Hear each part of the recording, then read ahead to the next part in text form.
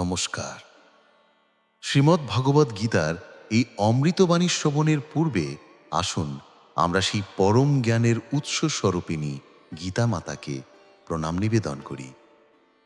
ওং পার্থায় প্রতিবোধিতান ভগবতা নারায়ণেন স্বয়ং ব্যাসেন গ্রথিতাম পুরাণমুনিনা মধ্যে মহাভারতম অদ্বৈতামৃতবর্ষিণীং ভগবতীমষ্টাদশাধ্যায়িনীং অম্ব ত্বামনুসন্দধামি ভগবদ্গীতে ভবদ্বেষিণীং।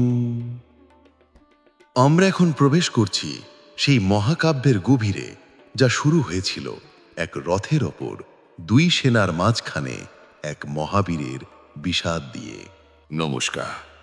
আজ আমরা এক এমন অমৃতবাণীর সন্ধানে যাত্রা করব যা হাজার হাজার বছর ধরে মানব সভ্যতাকে পথ দেখিয়ে আসছে। এই সেই জ্ঞান যা বলা হয়েছিল এক যুদ্ধের প্রারম্ভে, যখন ধর্ম এবং অধর্ম মুখোমুখি দাঁড়িয়েছিল। এই সেই দিব্য সঙ্গীত শ্রীমদ্ ভগবদ্ গীতা।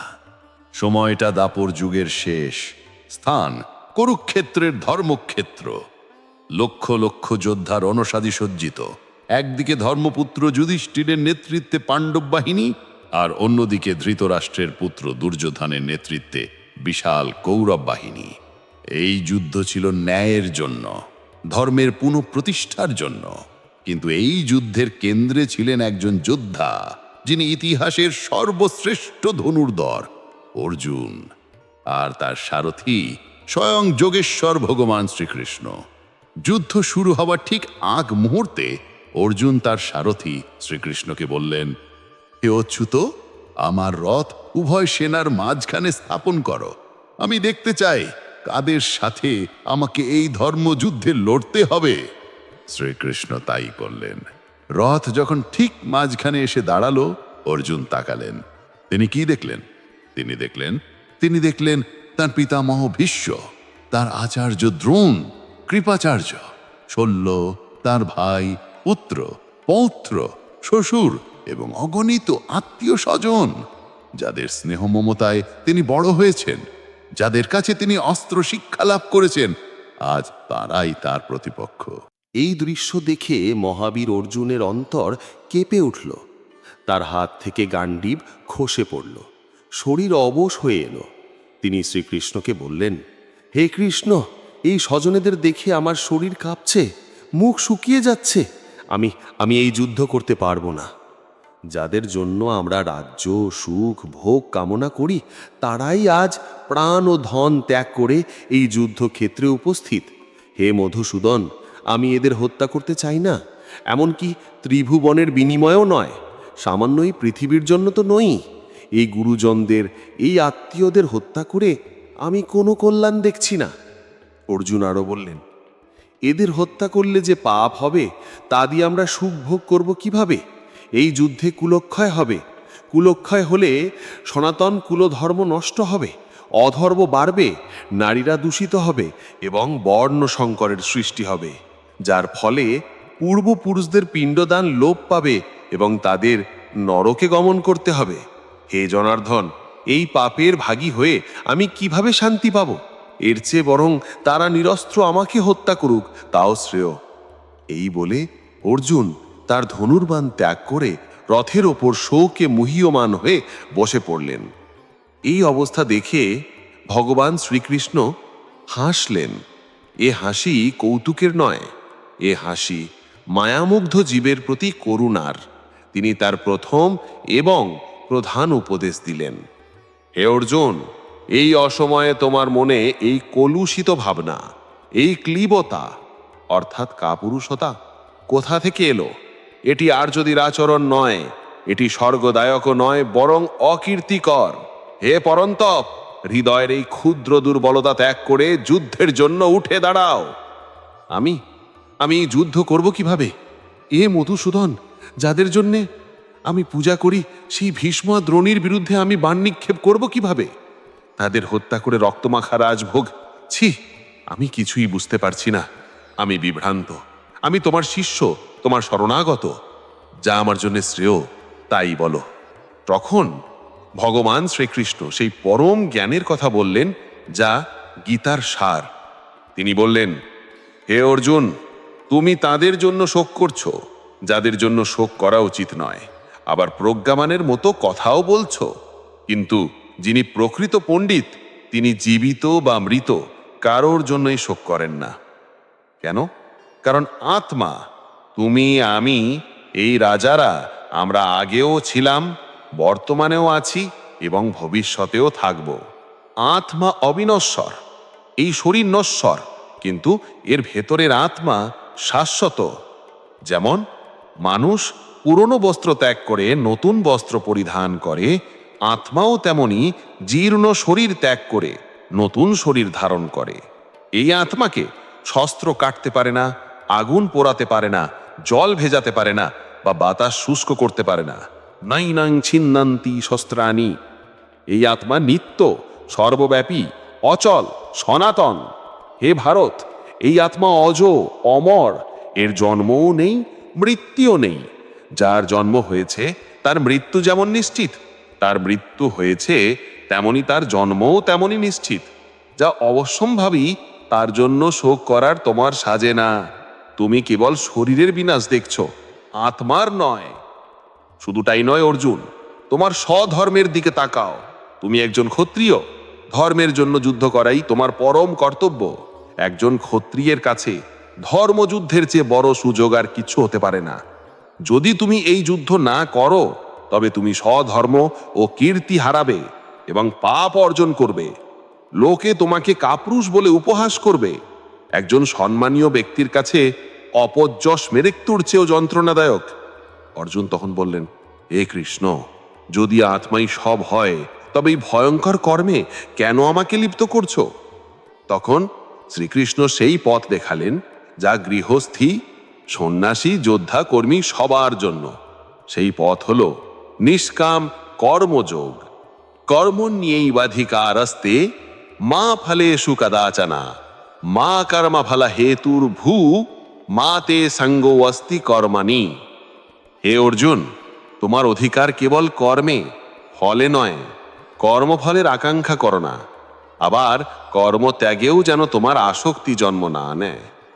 ভগবান বোঝালেন, সমস্যা কর্মে নয়, সমস্যা হলো কর্মের ফলের প্রতি আসক্তিতে। সুখ দুঃখ, লাভ ক্ষতি, জয় পরাজয়, এগুলো পরিবর্তনশীল। এগুলোকে সমানভাবে গ্রহণ করো। এই সমত্ব বোধকেই যোগ বলা হয়। যোগস্থা কুরু কর্মাণি। তুমি যখন ফলের আশা ত্যাগ করে, আসক্তি ত্যাগ করে, ঈশ্বরের চরণে সব সমর্পণ করে তোমার কর্তব্য পালন করবে, তখন সেই কর্ম আর তোমাকে পাপ পুণ্যের বন্ধনে বাঁধতে পারবে না। এটাই হলো কর্ম করেও কর্মবন্ধন থেকে মুক্ত থাকার কৌশল। অর্জুন প্রশ্ন করলেন, হে কৃষ্ণ, এই স্থিতপ্রজ্ঞ বা স্থির বুদ্ধি ব্যক্তি কেমন হন? তিনি কিভাবে কথা বলেন, কিভাবে চলেন? শ্রীকৃষ্ণ বললেন, যখন কোনো ব্যক্তি মনের সমস্ত কামনা বাসনা ত্যাগ করে আত্মাতেই সন্তুষ্ট থাকেন, তখনই তিনি স্থিতপ্রজ্ঞ। দুঃখে যিনি বিচলিত হন না, সুখে যার স্পৃহা নেই, যার ভয় ক্রোধ ও আসক্তি দূর হয়েছে, তিনি স্থিতধী মুনি। কিন্তু যে ব্যক্তি ইন্দ্রিয়ের বিষয়গুলি নিয়ে চিন্তা করে, তার সেই বিষয়ে আসক্তি জন্মায়। আসক্তি থেকে জন্মায় কামনা, কামনা পূরণ না হলে জন্মায় ক্রোধ, ক্রোধ থেকে আসে সম্মোহন বা মূঢ়তা, সম্মোহন থেকে স্মৃতিভ্রষ্ট, স্মৃতিভ্রষ্ট থেকে বুদ্ধিনাশ, আর বুদ্ধিনাশ হলেই তার সর্বনাশ হয়। ধ্যাত বিষয়ান পুংসাস। তাই সমস্ত ইন্দ্রিয়কে সংযত করে, সমস্ত কামনা ত্যাগ করে, আমিও আমার এই অহংকার ভুলে গিয়ে যে ব্যক্তি কেবল কর্তব্যের জন্য কর্তব্য করে, তিনিই প্রকৃতপক্ষে শান্তি লাভ করেন। এটাই হলো ব্রাহ্মী স্থিতি। এই স্থিতি লাভ করলে আর মোহ থাকে না। অর্জুন তখনও কিছুটা বিভ্রান্ত। তিনি বললেন, হে জনার্দন, যদি কর্মের চেয়ে জ্ঞানই শ্রেষ্ঠ হয়, তবে কেন আমাকে এই ঘোরতর যুদ্ধে লিপ্ত করছো? শ্রীকৃষ্ণ বললেন, হে নিষ্পাপ অর্জুন, এই জগতে মুক্তির দুটি পথ আমি বলেছি, জ্ঞানীদের জন্য জ্ঞানযোগ আর কর্মীদের জন্য কর্মযোগ। কিন্তু মনে রেখো, কর্ম ত্যাগ করলেই মুক্তি বা সিদ্ধি লাভ হয় না। কেউ এক মুহূর্তের জন্যেও কর্ম না করে থাকতে পারে না।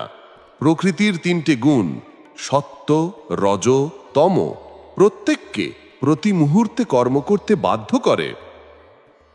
যে বাইরে থেকে ইন্দ্রিয় সংযত করে কিন্তু মনে মনে সেই বিষয়ের ভোগ চিন্তা করে, সে ভণ্ড বা মিথ্যাচারী। বরং তিনিই শ্রেষ্ঠ, যিনি মন দিয়ে ইন্দ্রিয়কে সংযত করে, অনাসক্তভাবে কেবল কর্তব্যের খাতিরে কর্ম বা কর্মযুগ করেন।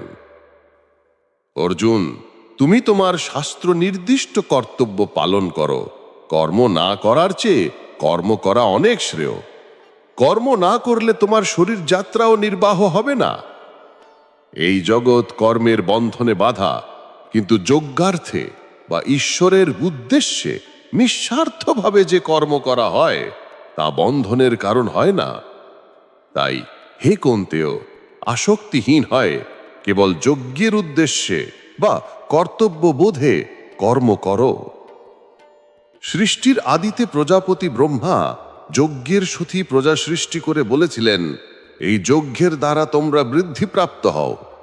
দেবতারা তোমাদের হিত করুন, তোমরাও দেবতাদের হিত করো। এই পারস্পরিক সহযোগিতাই জগতের ভারসাম্য। যে এই চক্রকে মানে না, সে পাপী। এমনকি লোক সংগ্রহের জন্য, অর্থাৎ সাধারণ মানুষকে পথ দেখানোর জন্য তোমার কর্ম করা উচিত। শ্রেষ্ঠ ব্যক্তিরা যা আচরণ করেন, সাধারণ মানুষ তাই অনুসরণ করে। হে পার্থ, এই ত্রিলোকে আমার কোনো কর্তব্য নেই, আমার অপ্রাপ্ত কিছু নেই, তবুও আমি কর্মে লিপ্ত থাকি। যদি আমি কর্ম না করি, তবে সব মানুষ আমার পথ অনুসরণ করে কর্মহীন হয়ে পড়বে, তাতে লোকক্ষয় হবে। তাই জ্ঞানীরা যেমন আসক্ত হয়ে কর্ম করেন, জ্ঞানীরা তেমনি অনাসক্ত হয়ে লোকশিক্ষার জন্য কর্ম করবেন। তফাৎ শুধু আসক্তিতে। সব কর্মই প্রকৃতির গুণের দ্বারা সম্পন্ন হয়, কিন্তু অহংকারে মত্ত হয়ে মানুষ ভাবে আমিই কর্তা। এই অহংকারী বন্ধনের কারণ। তুমি সমস্ত কর্ম আমাতে, মানে ঈশ্বরের সমর্পণ করে ফলাকাঙ্ক্ষা ও মমত্ববোধ ত্যাগ করে যুদ্ধ করো। অর্জুন প্রশ্ন করলেন, হে কৃষ্ণ, মানুষ নিজে না চাইলেও কিসের দ্বারা চালিত হয়ে সে পাপে লিপ্ত হয়? ভগবান বললেন, এর কারণ হচ্ছে কাম, মানে বাসনা, আর ক্রোধ। এরাই রজগুণ থেকে উৎপন্ন। এরাই হলো মহাশত্রু। যেমন ধোঁয়ায় আগুন, ময়লায় আয়না বা গর্ভে ভ্রূণ ঢাকা থাকে, তেমনি এই কামনার দ্বারা জ্ঞান আবৃত থাকে। এই কামের বাসস্থান হলো ইন্দ্রিয়, মন ও বুদ্ধি। এদের দ্বারা সে জ্ঞানকে আবৃত করে জীবকে মহাচ্ছন্ন করে। তাই হে ভরত শ্রেষ্ঠ, প্রথমেই ইন্দ্রিয়গুলোকে সংযত করে তুমি এই জ্ঞান ও বিজ্ঞান বিনাশকারী পাপরূপী কামকে বিনাশ করো। ইন্দ্রিয় থেকে শ্রেষ্ঠ হলো মন, মন থেকে শ্রেষ্ঠ হলো বুদ্ধি, আর বুদ্ধি থেকেও যিনি শ্রেষ্ঠ তিনি হলেন আত্মা। এইভাবে আত্মাকে জেনে মনকে স্থির করে এই কামরূপ দুর্জয় শত্রুকে বিনাশ করো। শ্রীকৃষ্ণ তার বাণীর গভীরতা আরো বাড়িয়ে বললেন, এই অবিনাশী যোগ আমি পূর্বে সূর্যকে বলেছিলাম, সূর্য মনুকে, মনু ইক্ষ্বাকুকে বলেছিলেন। এই পরম্পরা বহু যুগ ধরে চলে আসছিল, কিন্তু কালের প্রভাবে তা লুপ্তপ্রায়। আজ সেই সনাতন যোগই আমি তোমাকে বললাম, কারণ তুমি আমার ভক্ত ও সখা।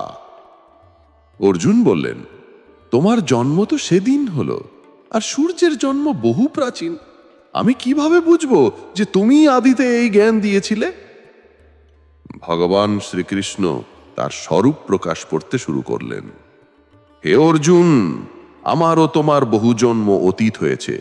আমি সেই সব জানি, কিন্তু তুমি জানো না। আমি জন্মহীন ও অবিনশ্বর হয়েও নিজের মায়া শক্তিকে আশ্রয় করে যুগে যুগে অবতীর্ণ হই। যদা যদা হি ধর্মস্য গ্লানির্ভবতি ভারত অভ্যুত্থানম অধর্মস্য তদাত্মনম সৃজামি অহম। যখনই ধর্মের অধঃপতন হয় এবং অধর্মের অভ্যুত্থান ঘটে, তখনই আমি সাধুদের রক্ষা করতে, দুষ্টদের বিনাশ করতে এবং ধর্মকে পুনরুস্থাপন করতে যুগে যুগে অবতীর্ণ হই। যে আমার এই দিব্য জন্ম ও কর্মের রহস্য জানতে পারে, সে দেহত্যাগের পর আর জন্মগ্রহণ করে না, সে আমাকেই লাভ করে। আসক্তি, ভয় ও ক্রোধমুক্ত হয়ে সম্পূর্ণরূপে আমাতে স্থিত হয়ে আমার শরণাগত হয়ে বহু মানুষ জ্ঞান তপস্যায় পবিত্র হয়ে আমার ভাব প্রাপ্ত হয়েছেন। হে পার্থ, যে যেভাবে আমার ভজনা করে আমি তাকে সেভাবেই তুষ্ট করি। সব মানুষ সব পথেই আমার পথই অনুসরণ করছে। আমি গুণ ও কর্মের বিভাগ অনুসারে 4 বর্ণ ব্রাহ্মণ, ক্ষত্রিয়, বৈশ্য, শূদ্র সৃষ্টি করেছি। কিন্তু জেনে রেখো, আমি এর কর্তা হলেও আমি অবিনশ্বর ও অকর্তা। কর্ম আমাকে লিপ্ত করতে পারে না, কারণ কর্ম ফলে আমার স্পৃহা নেই। যে আমাকে এইভাবে জানে, সেও কর্মে লিপ্ত হয় না।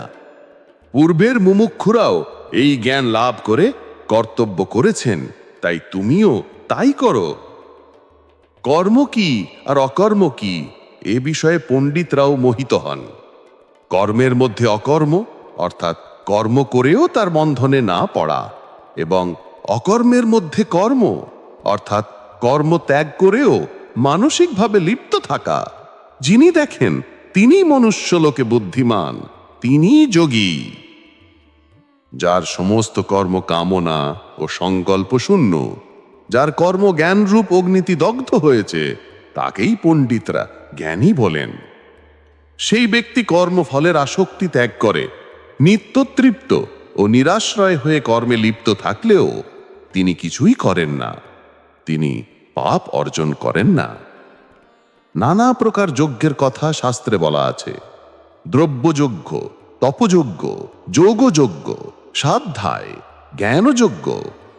হে পরন্তপ, এই সমস্ত যজ্ঞের মধ্যে জ্ঞানযজ্ঞই শ্রেষ্ঠ, কারণ সব কর্মই জ্ঞানে গিয়ে পরিসমাপ্ত হয়। সেই জ্ঞান তুমি কিভাবে পাবে? তত্ত্বদর্শী জ্ঞানীর কাছে গিয়ে বিনয়ের সাথে প্রশ্ন করে তার সেবা করে সেই জ্ঞান লাভ করো। সেই জ্ঞানীরা তোমাকে পরম সত্যের উপদেশ দেবেন। হে পাণ্ডব, এই জ্ঞান লাভ করলে তুমি আর মোহগ্রস্ত হবে না। এই জ্ঞানের দ্বারা তুমি সমস্ত জীবকে নিজের মধ্যে এবং আমাতে অর্থাৎ ঈশ্বরে দেখতে পাবে। যদি তুমি সমস্ত পাপীর চেয়েও বড় পাপী হও, তবুও তুমি এই জ্ঞানরূপ নৌকায় সমস্ত পাপ সাগর পার হতে পারবে। যেমন প্রজ্বলিত অগ্নি কাষ্ঠকে ভস্ম করে দেয়, তেমনি জ্ঞানরূপ অগ্নি সমস্ত কর্মকে ভস্ম করে দেয়। এই জগতে জ্ঞানের মতো পবিত্র আর কিছু নেই। যিনি কর্মযোগে সিদ্ধি লাভ করেছেন, তিনি সময়ে আত্মাতেই সেই জ্ঞান অনুভব করেন। শ্রদ্ধাবান ব্যক্তি এই জ্ঞান লাভ করেন, কিন্তু যে সংশয় আত্মা, যে শ্রদ্ধাহীন, তার ইহলোকও নেই, পরলোকও নেই, সুখও নেই, সে বিনষ্ট হয়। তাই হে অর্জুন, তোমার হৃদয়ে অজ্ঞানতা থেকে যে সংশয় জন্মেছে, তা জ্ঞানরূপ খড়গ দিয়ে ছেদন করে যোগে স্থিত হয়ে যুদ্ধের জন্য উঠে দাঁড়াও। অর্জুন আবার প্রশ্ন করলেন, হে কৃষ্ণ, তুমি একবার কর্মত্যাগের প্রশংসা করছো, আবার পরক্ষণই কর্মযুগের প্রশংসা করছো। এই দুটির মধ্যে কোনটি আমার জন্য নিশ্চিতভাবে শ্রেয়, দয়া করে বলো। ভগবান শ্রীকৃষ্ণ বললেন, কর্মসন্ন্যাস এবং কর্মযোগ উভয়ই মুক্তিদায়ক, কিন্তু এই দুয়ের মধ্যে কর্মসন্ন্যাসের চেয়ে কর্মযোগই শ্রেষ্ঠ। হে মহাবাহ, যিনি কোনো কিছুতে আসক্ত হন না বা কোনো কিছুকে বিদ্বেষ করেন না, তাকেই নিত্য সন্ন্যাসী বলে জানবে। এই ধরনের দ্বন্দ্বমুক্ত পুরুষ সহজেই কর্মবন্ধন থেকে মুক্ত হন। বালকেরা বা অজ্ঞ ব্যক্তিরাই সাংখ্যযোগ মানে জ্ঞান আর কর্মযোগ এ দুটোকে পৃথক মনে করে। পণ্ডিতরা করেন না। যে কোনো একটি পথ ঠিকভাবে অনুসরণ করলেই উভয়ের ফল লাভ হয়। জ্ঞানীরা জানেন যে যে স্থান জ্ঞানযোগ দ্বারা প্রাপ্ত হয়, কর্মযোগ দ্বারাও সেই একই স্থান প্রাপ্ত হয়। তাই যিনি জ্ঞানযোগ ও কর্মযোগকে এক দেখেন, তিনি যথার্থ দেখেন। কিন্তু হে অর্জুন, কিন্তু হে অর্জুন, কর্মযোগ ছাড়া কেবল কর্মত্যাগ বা সন্ন্যাস দুঃখের কারণ হয়। যিনি কর্মযোগী তিনি আসক্তি ত্যাগ করে মন, বুদ্ধি ও ইন্দ্রিয় দিয়ে কেবল আত্মার শুদ্ধির জন্য কর্ম করেন। তিনি কর্মফল ত্যাগ করে নৈষ্ঠিকী শান্তি লাভ করেন। কিন্তু যিনি কর্মফলের প্রতি আসক্ত তিনি কামনার দ্বারা কর্মে আবদ্ধ হন। যিনি আত্মসংযমী তিনি নবোদ্ধারযুক্ত পুরী এই শরীরে সুখে বাস করেন। তিনি নিজে কিছু করেনও না বা অন্যকে দিয়ে কিছু করানও না। তিনি জানেন যে তিনি কর্তা নন। জ্ঞানী ব্যক্তি বিদ্যা ও বিনয়যুক্ত ব্রাহ্মণ, গাভী, হাতি, কুকুর বা চণ্ডাল সকলের প্রতি সমদৃষ্টি সম্পন্ন হন। বিদ্যা বিনয়া সম্পন্নে যার মন এই সমত্বে স্থিত হয়েছে তিনি এই জন্মেই সংসার জয় করেছেন। কারণ ব্রহ্ম নির্দোষ এবং সমদর্শী, তাই তারা ব্রহ্মেই স্থিত থাকেন। প্রিয় বস্তু পেয়ে যিনি উৎফুল্ল হন না বা অপ্রিয় বস্তু পেয়ে যিনি বিচলিত হন না, সেই স্থির বুদ্ধি মোহমুক্ত ব্রহ্মজ্ঞ ব্রহ্মেই বাস করেন। তিনি বাহ্যিক বিষয়ে আসক্ত না হয়ে আত্মাতেই যে সুখ তা লাভ করেন। তিনি ব্রহ্মযোগে যুক্ত হয়ে অক্ষয় সুখ ভোগ করেন। কারণ হে কৌম্পেয়, ইন্দ্রিয় ও বিষয়ের সংযোগে যে ভোগ তা দুঃখেরই কারণ। তার আদি আছে, অন্ত আছে। বুদ্ধিমান ব্যক্তি তাতে আসক্ত হন না। যিনি এই দেহ ত্যাগের পূর্বেই কাম ও ক্রোধের বেগ সহ্য করতে পারেন তিনি যোগী, তিনিই সুখী। যিনি অন্তরে সুখী, অন্তরেই আনন্দময়, অন্তরেই যার জ্ঞানের প্রকাশ, সেই যোগী ব্রহ্মে লীন হয়ে ব্রহ্ম নির্বাণ মোক্ষ লাভ করেন। ভগবান শ্রীকৃষ্ণ এখন মনকে স্থির করার উপায় বলছেন।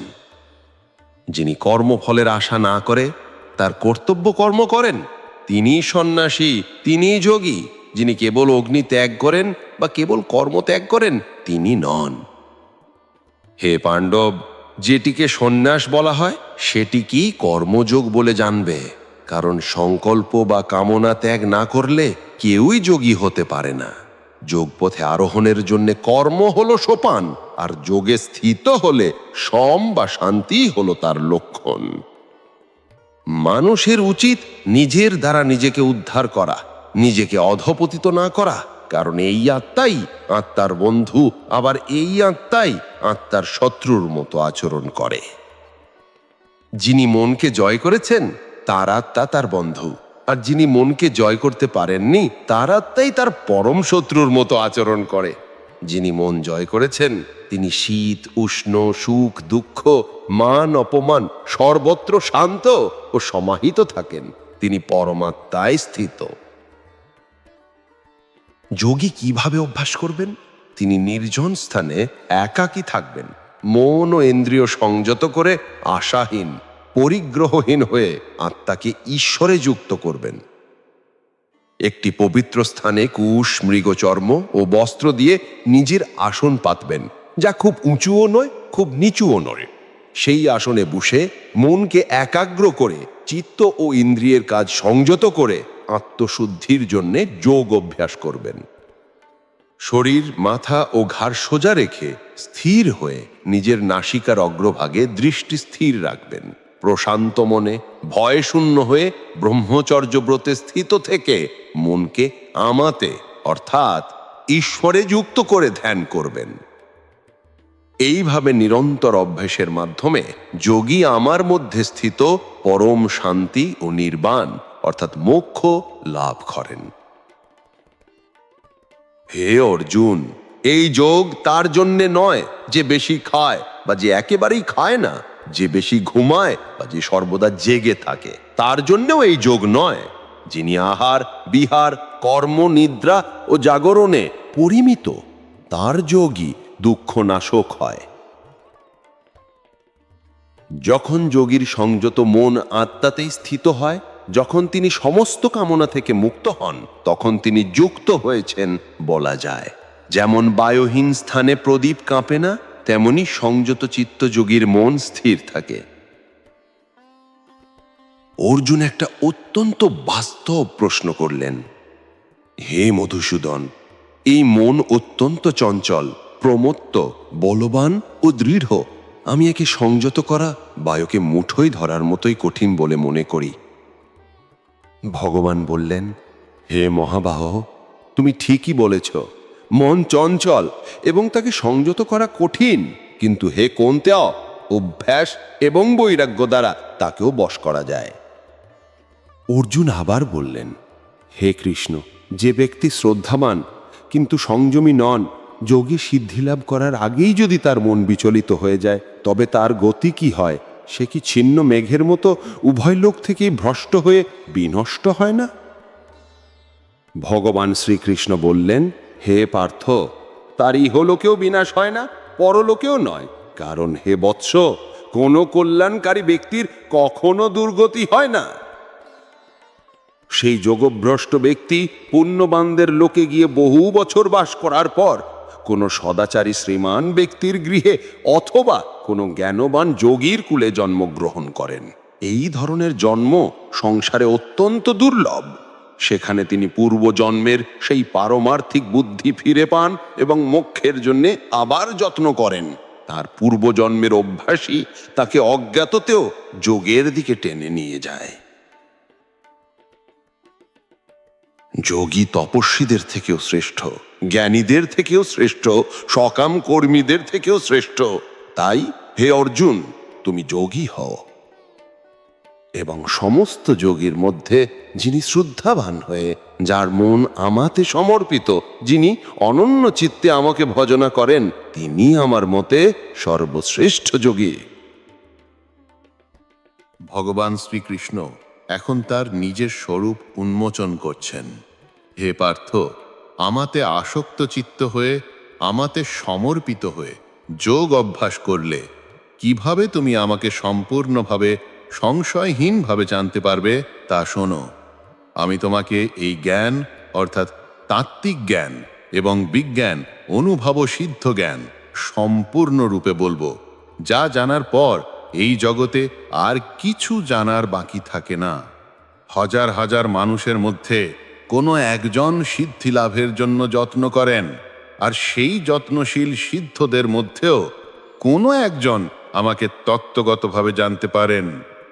ভূমি, জল, অগ্নি, বায়ু, আকাশ, মন, বুদ্ধি এবং অহংকার, এই 8 প্রকারে আমার অপরা বা জড় প্রকৃতি বিভক্ত। ভূমি রাপহনালো বায়ু কংমন বুদ্ধিরেব চ অহংকার এতিয়ং মে ভিন্ন প্রকৃতিরষ্টধা। কিন্তু হে মহাবাহ, এটি আমার নিম্ন স্তরের প্রকৃতি। এছাড়া আমার আরেকটি শ্রেষ্ঠ পরা প্রকৃতি বা চৈতন্য শক্তি রয়েছে, যা এই জড় জগৎকে ধারণ করে আছে। সেই পরা প্রকৃতি হল জীব।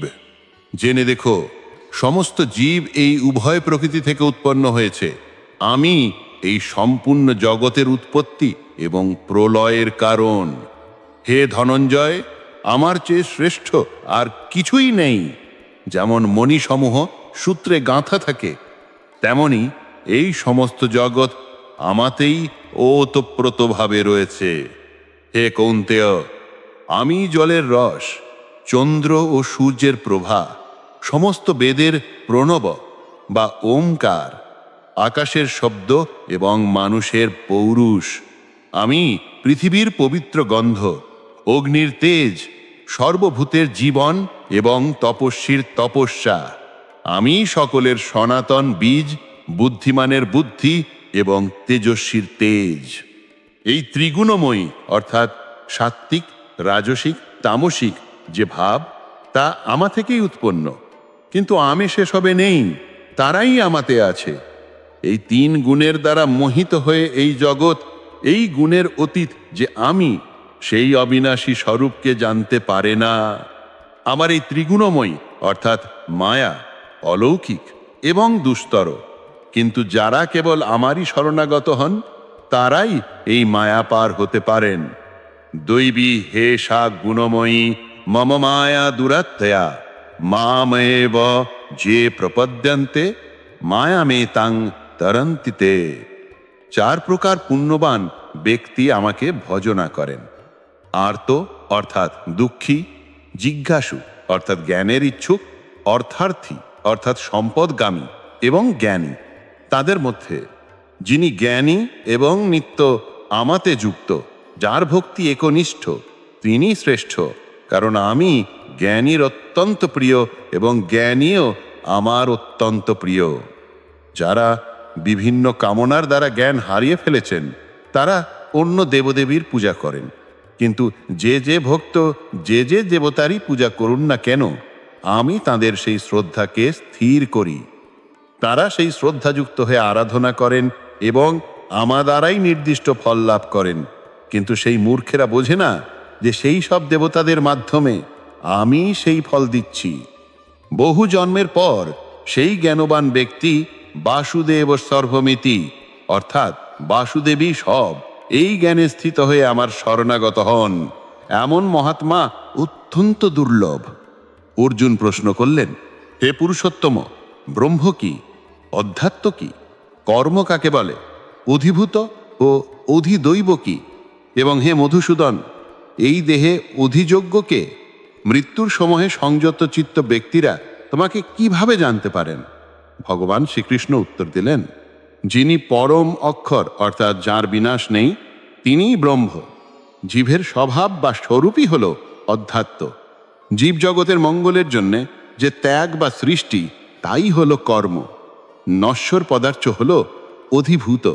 হিরণ্যগর্ভ বা বিরাট পুরুষ হলেন অধিদৈব। আর হে দেহধারীদের মধ্যে শ্রেষ্ঠ অর্জুন, এই দেহের মধ্যে অধিযোগ্য বা সকল যজ্ঞের ভোক্তা আমি। এবং অন্তকালে বা মৃত্যুর সময় যিনি আমাকেই স্মরণ করতে করতে দেহ ত্যাগ করেন, তিনি আমারই ভাব লাভ করেন, এতে কোনো সংশয় নেই। অন্তকালে চ মাম এবা স্মরণ মুক্তবাক্কলেবরম ইয়ঃ প্রয়াতি স মদ্ভাবম ইয়াতি নাস্তি যত্র সংশয়ঃ। হে কন্তেয়, মানুষ মৃত্যু সময় যে যে ভাব স্মরণ করে দেহ ত্যাগ করে, সে সেইভাবে প্রাপ্ত হয়, কারণ সে সর্বদা সেভাবেই ভাবিত ছিল। তাই হে অর্জুন, সর্বদা আমাকেই স্মরণ করো এবং যুদ্ধও করো। মনে ও বুদ্ধিতে আমাকে সমর্পণ করলে তুমি নিঃসন্দেহে আমাকেই লাভ করবে। অভ্যাস যোগ দ্বারা যিনি মনকে স্থির করেছেন, অন্যদিকে ধাবিত হন না, তিনি সেই পরম দিব্য পুরুষ অর্থাৎ ঈশ্বরকে লাভ করেন। মৃত্যু সময় যিনি ভক্তিযুক্ত হয়ে যোগ বলের দ্বারা ভ্রুযুগলের মাঝখানে প্রাণকে স্থির করে সেই সর্বজ্ঞান, পুরাতন, নিয়ন্তা, সূক্ষ্ম থেকেও সূক্ষ্মতর, সকলের বিধাতা, অচিন্ত রূপ, সূর্যের মতো উজ্জ্বল, অন্ধকারের অতীত, সেই পরম পুরুষকে স্মরণ করেন, তিনি তাকেই প্রাপ্ত হন।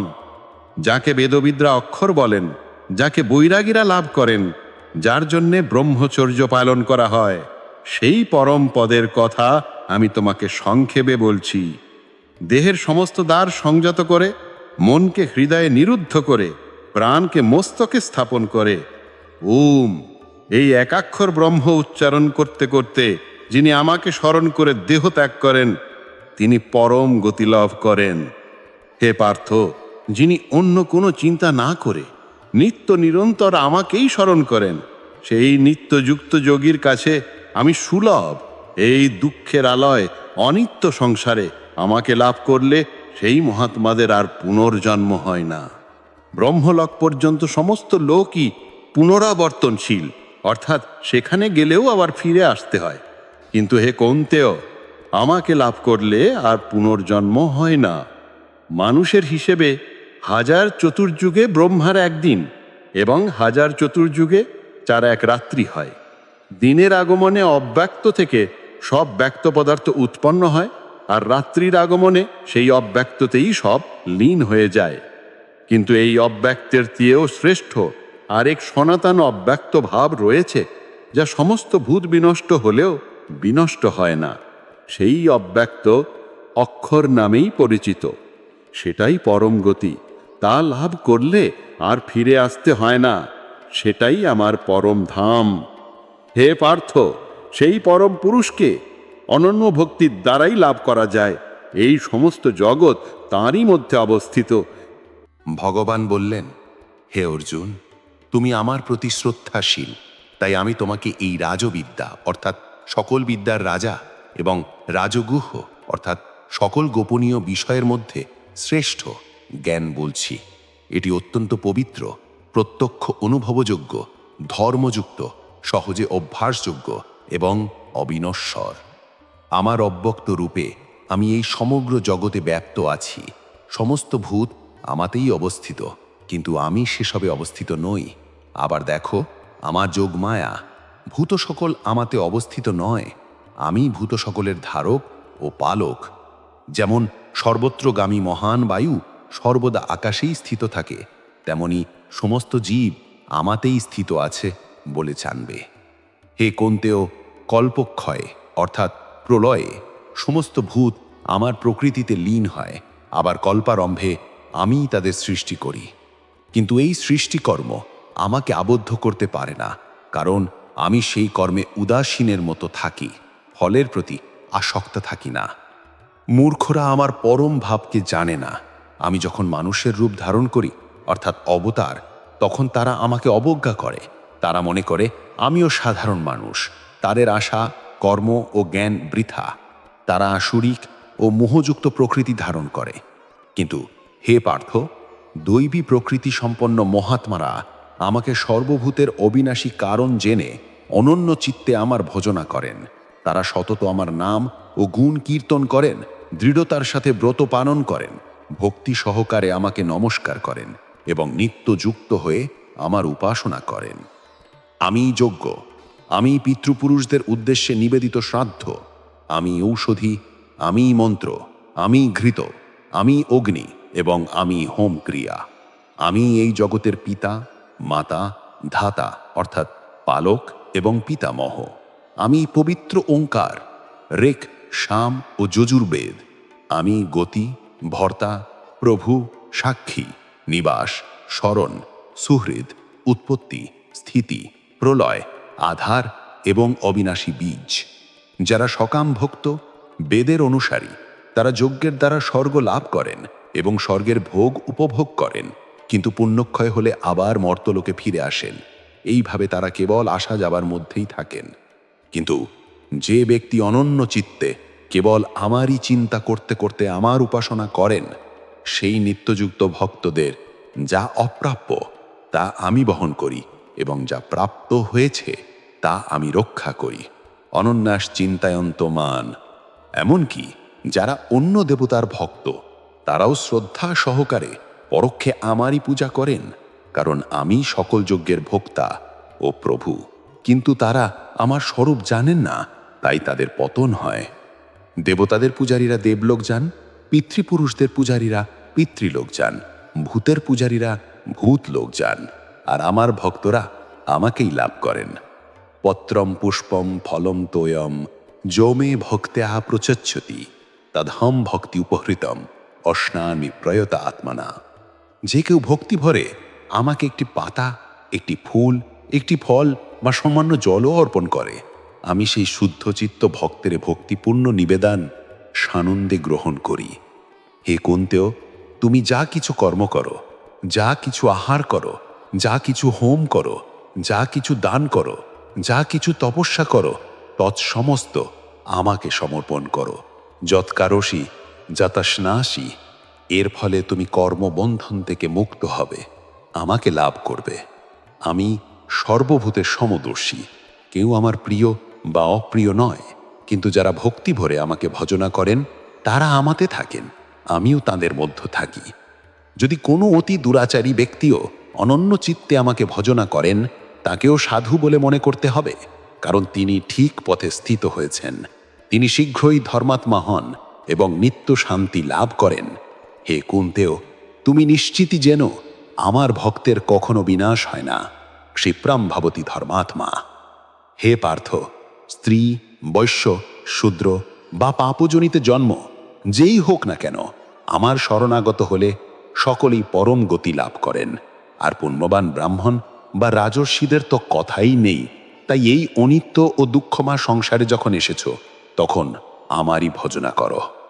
মন্মনা ভবমদ ভক্ত মজ্জাজি মাং নমস্করো মামে বৈশ্যসি যুক্তৈভম আত্মানং মৎপরায়ণ। আমাতে মন অর্পণ করো, আমার ভক্ত হও, আমার পূজা করো, আমাকে নমস্কার করো। এইভাবে আত্মাকে আমাতে যুক্ত করলে আমাকেই লাভ করবে। ভগবান বললেন, হে মহাবাহ, আমার পরম বাক্য আরও শোনো। আমি তোমার হিতের জন্য বলছি। আমার উৎপত্তির কথা দেবতারা বা মহর্ষিরাও জানেন না, কারণ আমিই তাদের সকলের আদি কারণ।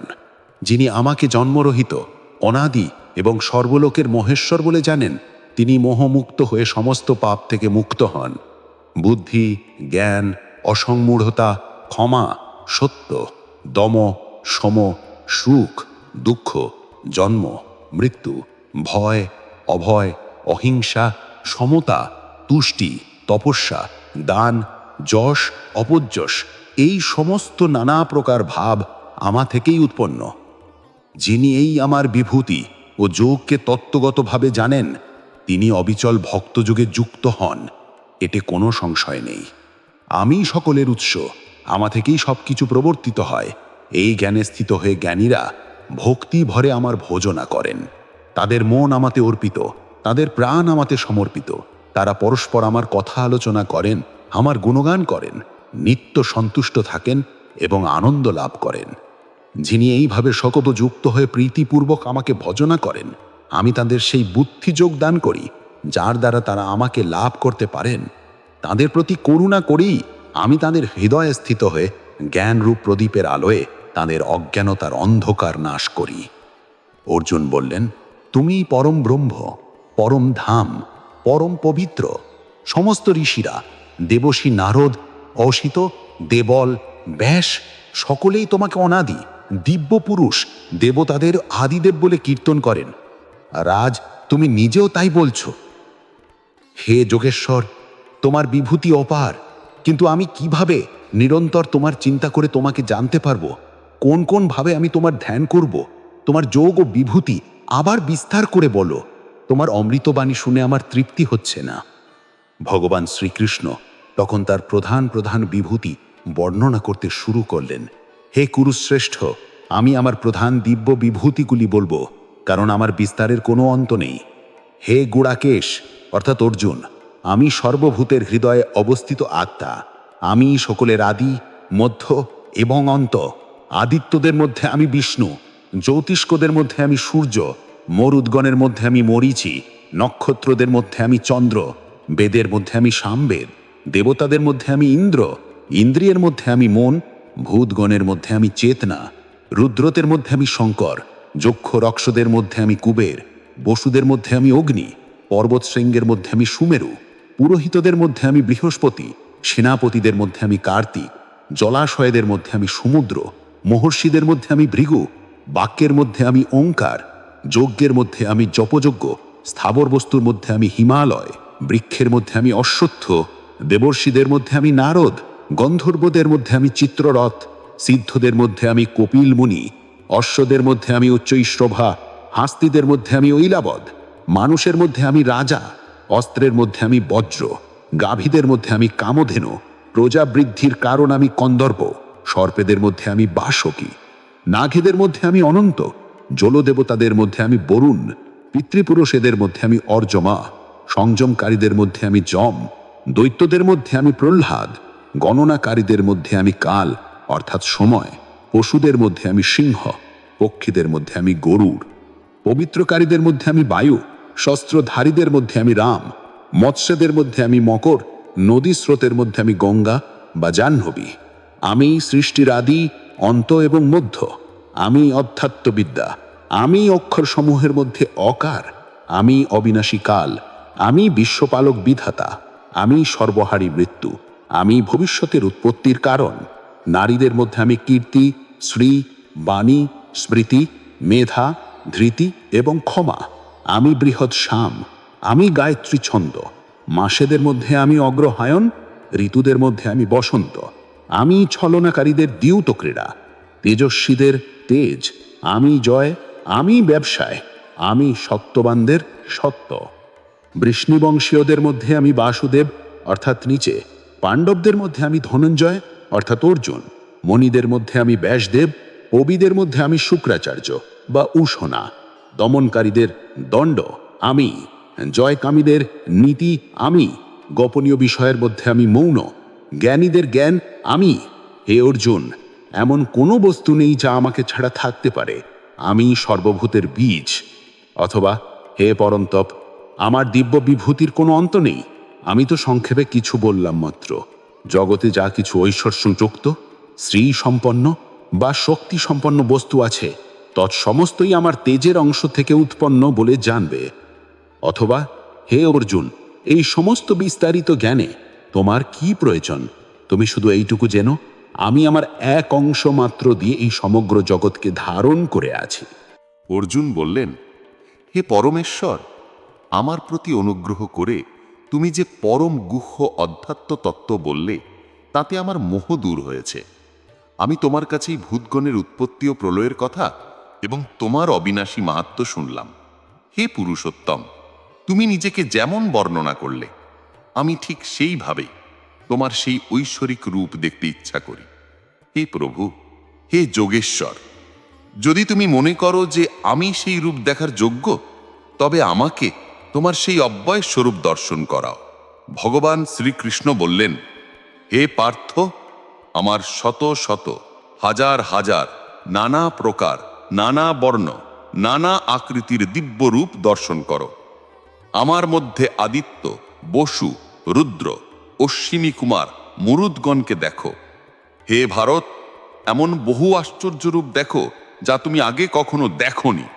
হে গুড়াকেশ, আজ আমার এই দেহে সমগ্র জগৎ, স্থাবর জঙ্গম এবং আর যা কিছু দেখতে চাও সব এক স্থানেই দেখো। কিন্তু তুমি তোমার এই সাধারণ চোখ দিয়ে আমাকে দেখতে পাবে না, তাই আমি তোমাকে দিব্য চক্ষু দান করছি। আমার এই পরম জৈগস্বর্ব দেখো। সঞ্জয় ধৃতরাষ্ট্রকে বলছেন, হে রাজন, এই বলে মহাযোগেশ্বর শ্রীকৃষ্ণ অর্জুনকে তার পরম ঐশ্বরিক বিশ্বরূপ দেখালেন। সেই রূপে অসংখ্য মুখ, অসংখ্য চোখ, অসংখ্য অদ্ভুত দর্শন। সেই রূপ দিব্য অলঙ্কারে ভূষিত, দিব্য অস্ত্রশস্ত্রে সজ্জিত। তিনি দিব্য মালা ও বস্ত্রে শোভিত, তার শরীরে দিব্য সুগন্ধি।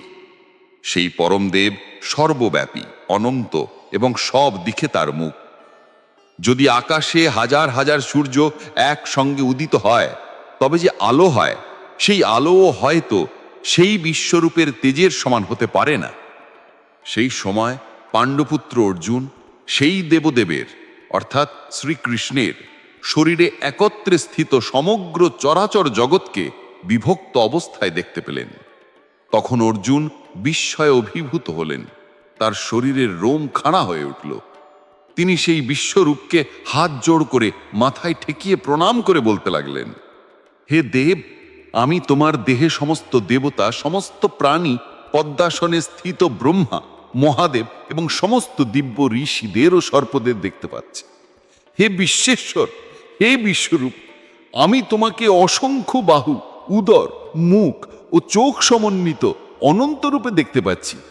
আমি তোমার আদি, মধ্য বা অন্ত কিছুই দেখতে পাচ্ছি না। আমি তোমাকে মুকুটধারী, গদাধারী, চক্রধারী, এক তেজপুঞ্জ, সর্বত্র দীপ্তিমান, প্রজ্বলিত অগ্নি ও সূর্যের মতো উজ্জ্বল, দুর্নিরীক্ষ অর্থাৎ যার দিকে তাকানো যায় না রূপে দেখছি। তুমিই পরম অক্ষর, তুমিই এই জগতের পরম আশ্রয়, তুমিই সনাতন ধর্মের রক্ষক, তুমিই নিত্য পুরুষ। তোমার আদি, মধ্য, অন্ত নেই, তোমার বীর্যের অন্ত নেই। তোমার অসংখ্য বাহু, চন্দ্র সূর্য তোমার চোখ, প্রজ্বলিত অগ্নি তোমার মুখ। তুমি নিজের তেজে এই বিশ্বকে সন্তপ্ত করছো। স্বর্গ ও মর্তের মধ্যবর্তী এই আকাশ এবং 10 দিক সবই তুমি একাই ব্যপ্ত করে আছো। হে মহাত্মন, তোমার এই অদ্ভুত উগ্র রূপ দেখে ত্রিলোক ভীত, কম্পিত। ওই দেখো, দেবতারা তোমার মধ্যে প্রবেশ করছেন। কেউ কেউ ভয়ে হাত জোড় করে স্তব করছেন। মহর্ষি ও সিদ্ধরা স্বস্তি স্বস্তি বলে তোমার স্তুতি করছেন। রুদ্র, আদিত্য, বসু, সাধ্য, বিশ্বদেবগণ, অশ্বিনী কুমার, মরুদগণ, পিতৃগণ, গন্ধর্ব, যক্ষ, অসুর, সিদ্ধ সকলেই বিস্ময়ে তোমার দেখছেন। হে মহাবাহ, তোমার বহু মুখ, বহু চোখ, বহু বাহু, বহু উরু, বহু পা, বহু উদর এবং বহু ভয়ঙ্কর দাঁত। তোমার এই বিশাল রূপ দেখে লোক সকল ভীত হচ্ছে এবং আমিও ভীত হচ্ছি। হে বিষ্ণু, আকাশস্পর্শী, নানা বর্ণে উজ্জ্বল, খোলা মুখ, প্রদীপ্ত চোখ, তোমাকে দেখে আমার মন ভীত। আমি ধৈর্য বা শান্তি পাচ্ছি না। তোমার ওই ভয়ঙ্কর দাঁতযুক্ত মুখগুলো দেখে, যা প্রলয়কালের অগ্নির মতো, আমি দিক বিদিক জ্ঞান শূন্য হচ্ছি। আমি শান্তি পাচ্ছি না। হে জগন্নিবাস, প্রসন্ন হও। অর্জুন জিজ্ঞাসা করলেন, হে কৃষ্ণ, এইভাবে যারা সর্বদা তোমার সগুণ সাকার রূপের উপাসনা করেন আর যারা তোমার অক্ষর অব্যক্ত নির্গুণ ব্রহ্মের উপাসনা করেন, এই দুই প্রকার উপাসকদের মধ্যে কারা শ্রেষ্ঠ যোগী? ভগবান শ্রীকৃষ্ণ বললেন, যারা আমাতে অর্থাৎ আমার সাকার রূপে মনকে স্থির করে পরম শ্রদ্ধার সহিত নিত্যযুক্ত হয়ে আমার উপাসনা করেন, আমার মতে তারাই শ্রেষ্ঠ যোগী। কিন্তু যারা ইন্দ্রিয় সংযত করে সর্বত্র সমবুদ্ধি সম্পন্ন হয়ে সর্বভূতের হিতে রত থেকে আমার সেই অচিন্ত অব্যক্ত কূটস্থ নির্বিশেষ অক্ষর ব্রহ্মের উপাসনা করেন, তারাও আমাকেই লাভ করেন। তবে অব্যক্ত ব্রহ্মে আসক্ত চিত্ত ব্যক্তিদের ক্লেশ অনেক বেশি, কারণ দেহধারী জীবের পক্ষে অব্যক্ত নিরাকার পথে গতিলাভ করা অত্যন্ত কষ্টকর। কিন্তু হে পার্থ, যারা আমাতে প্রতি সমস্ত কর্ম সমর্পণ করে মতপরায়ণ হয়ে অনন্য ভক্তিযোগের দ্বারা আমার সগুণ রূপের ধ্যান করতে করতে উপাসনা করেন, আমাতে আসক্ত চিত্ত সেই ভক্তদের আমিই হই এই মৃত্যুময় সংসার সাগর থেকে পার করার উদ্ধারকর্তা। তাই তুমি আমাতেই তোমার মন স্থির করো, আমাতেই তোমার বুদ্ধি অর্পণ করো। এরপর তুমি আমাতেই বাস করবে, অর্থাৎ আমাকেই লাভ করবে, এতে কোনো সংশয় নেই। যদি তুমি আমাতে মন স্থির করতে না পারো, তবে হে ধনঞ্জয়, অভ্যাস যোগ দ্বারা আমাকে লাভের চেষ্টা করো।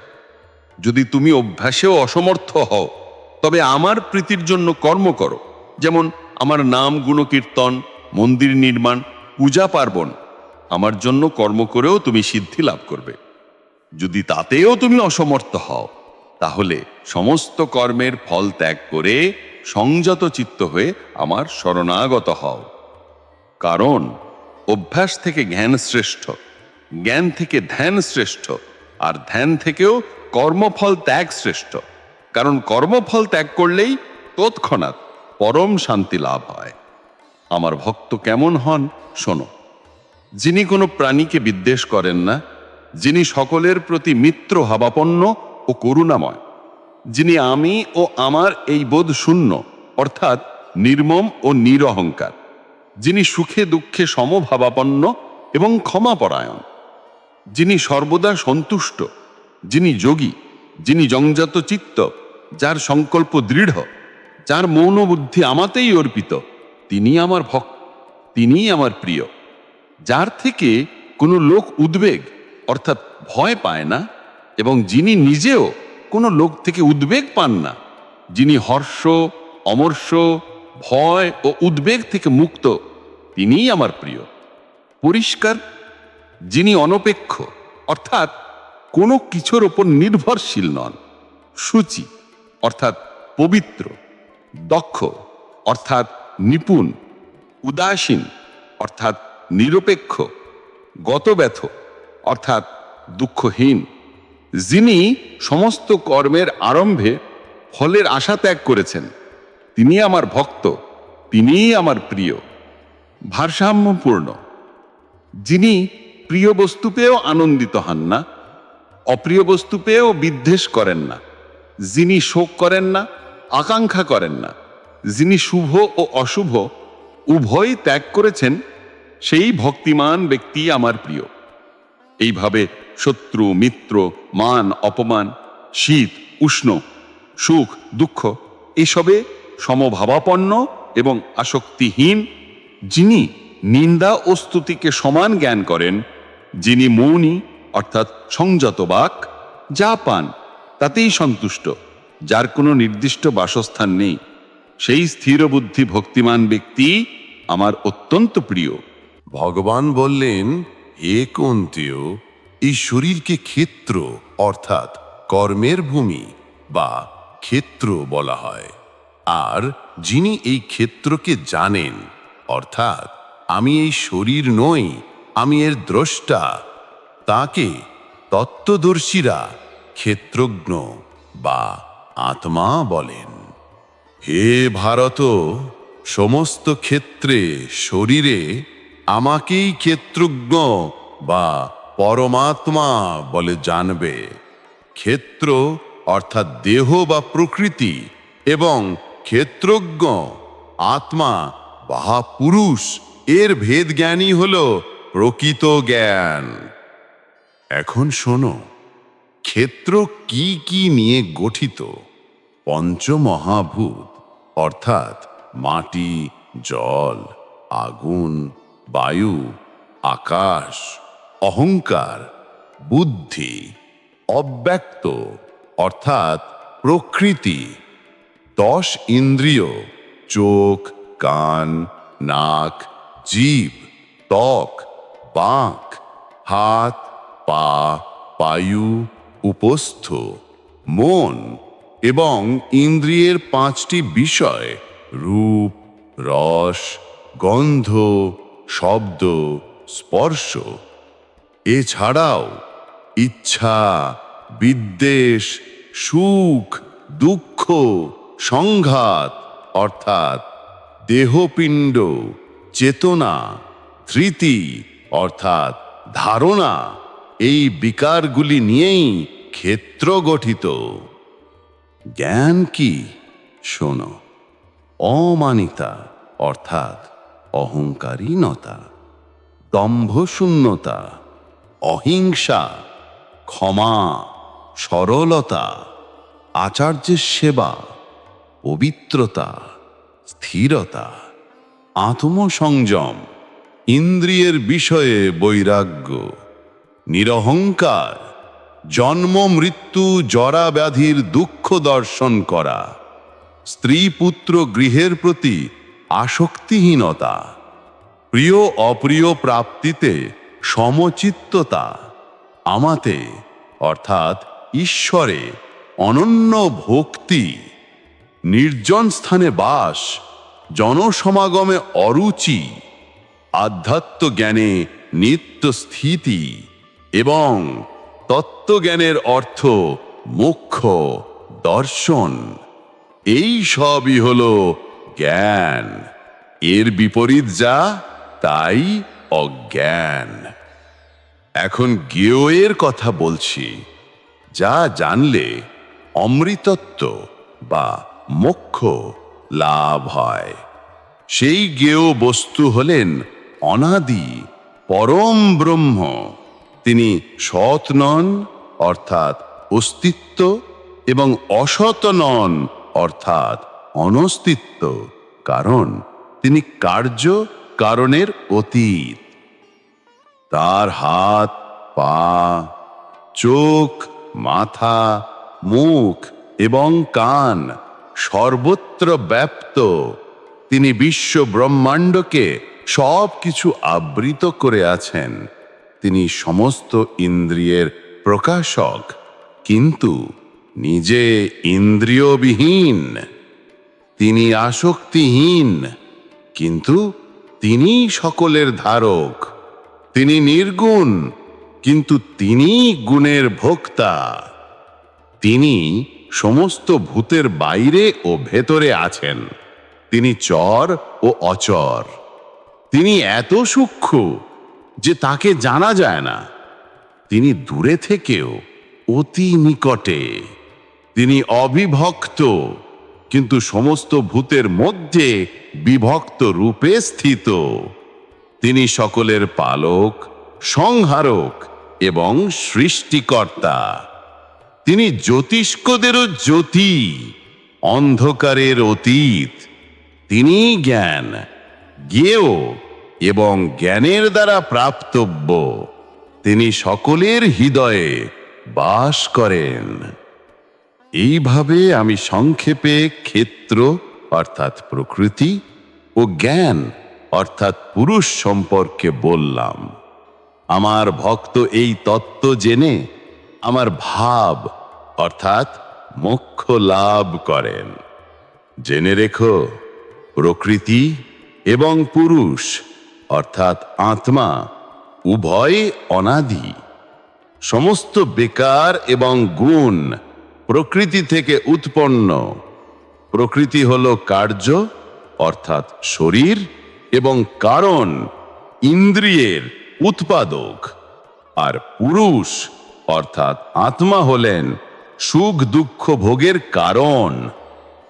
প্রকৃতিতে অবস্থিত পুরুষ অর্থাৎ আত্মা প্রকৃতির গুণসমূহ অর্থাৎ সত্য, রজ এবং তম ভোগ করেন। এই গুণের প্রতি আসক্তির কারণেই তাকে ভালো মন্দ নানা জনিতে জন্মগ্রহণ করতে হয়। এই দেহে থেকেও আরেক পরম পুরুষ আছেন।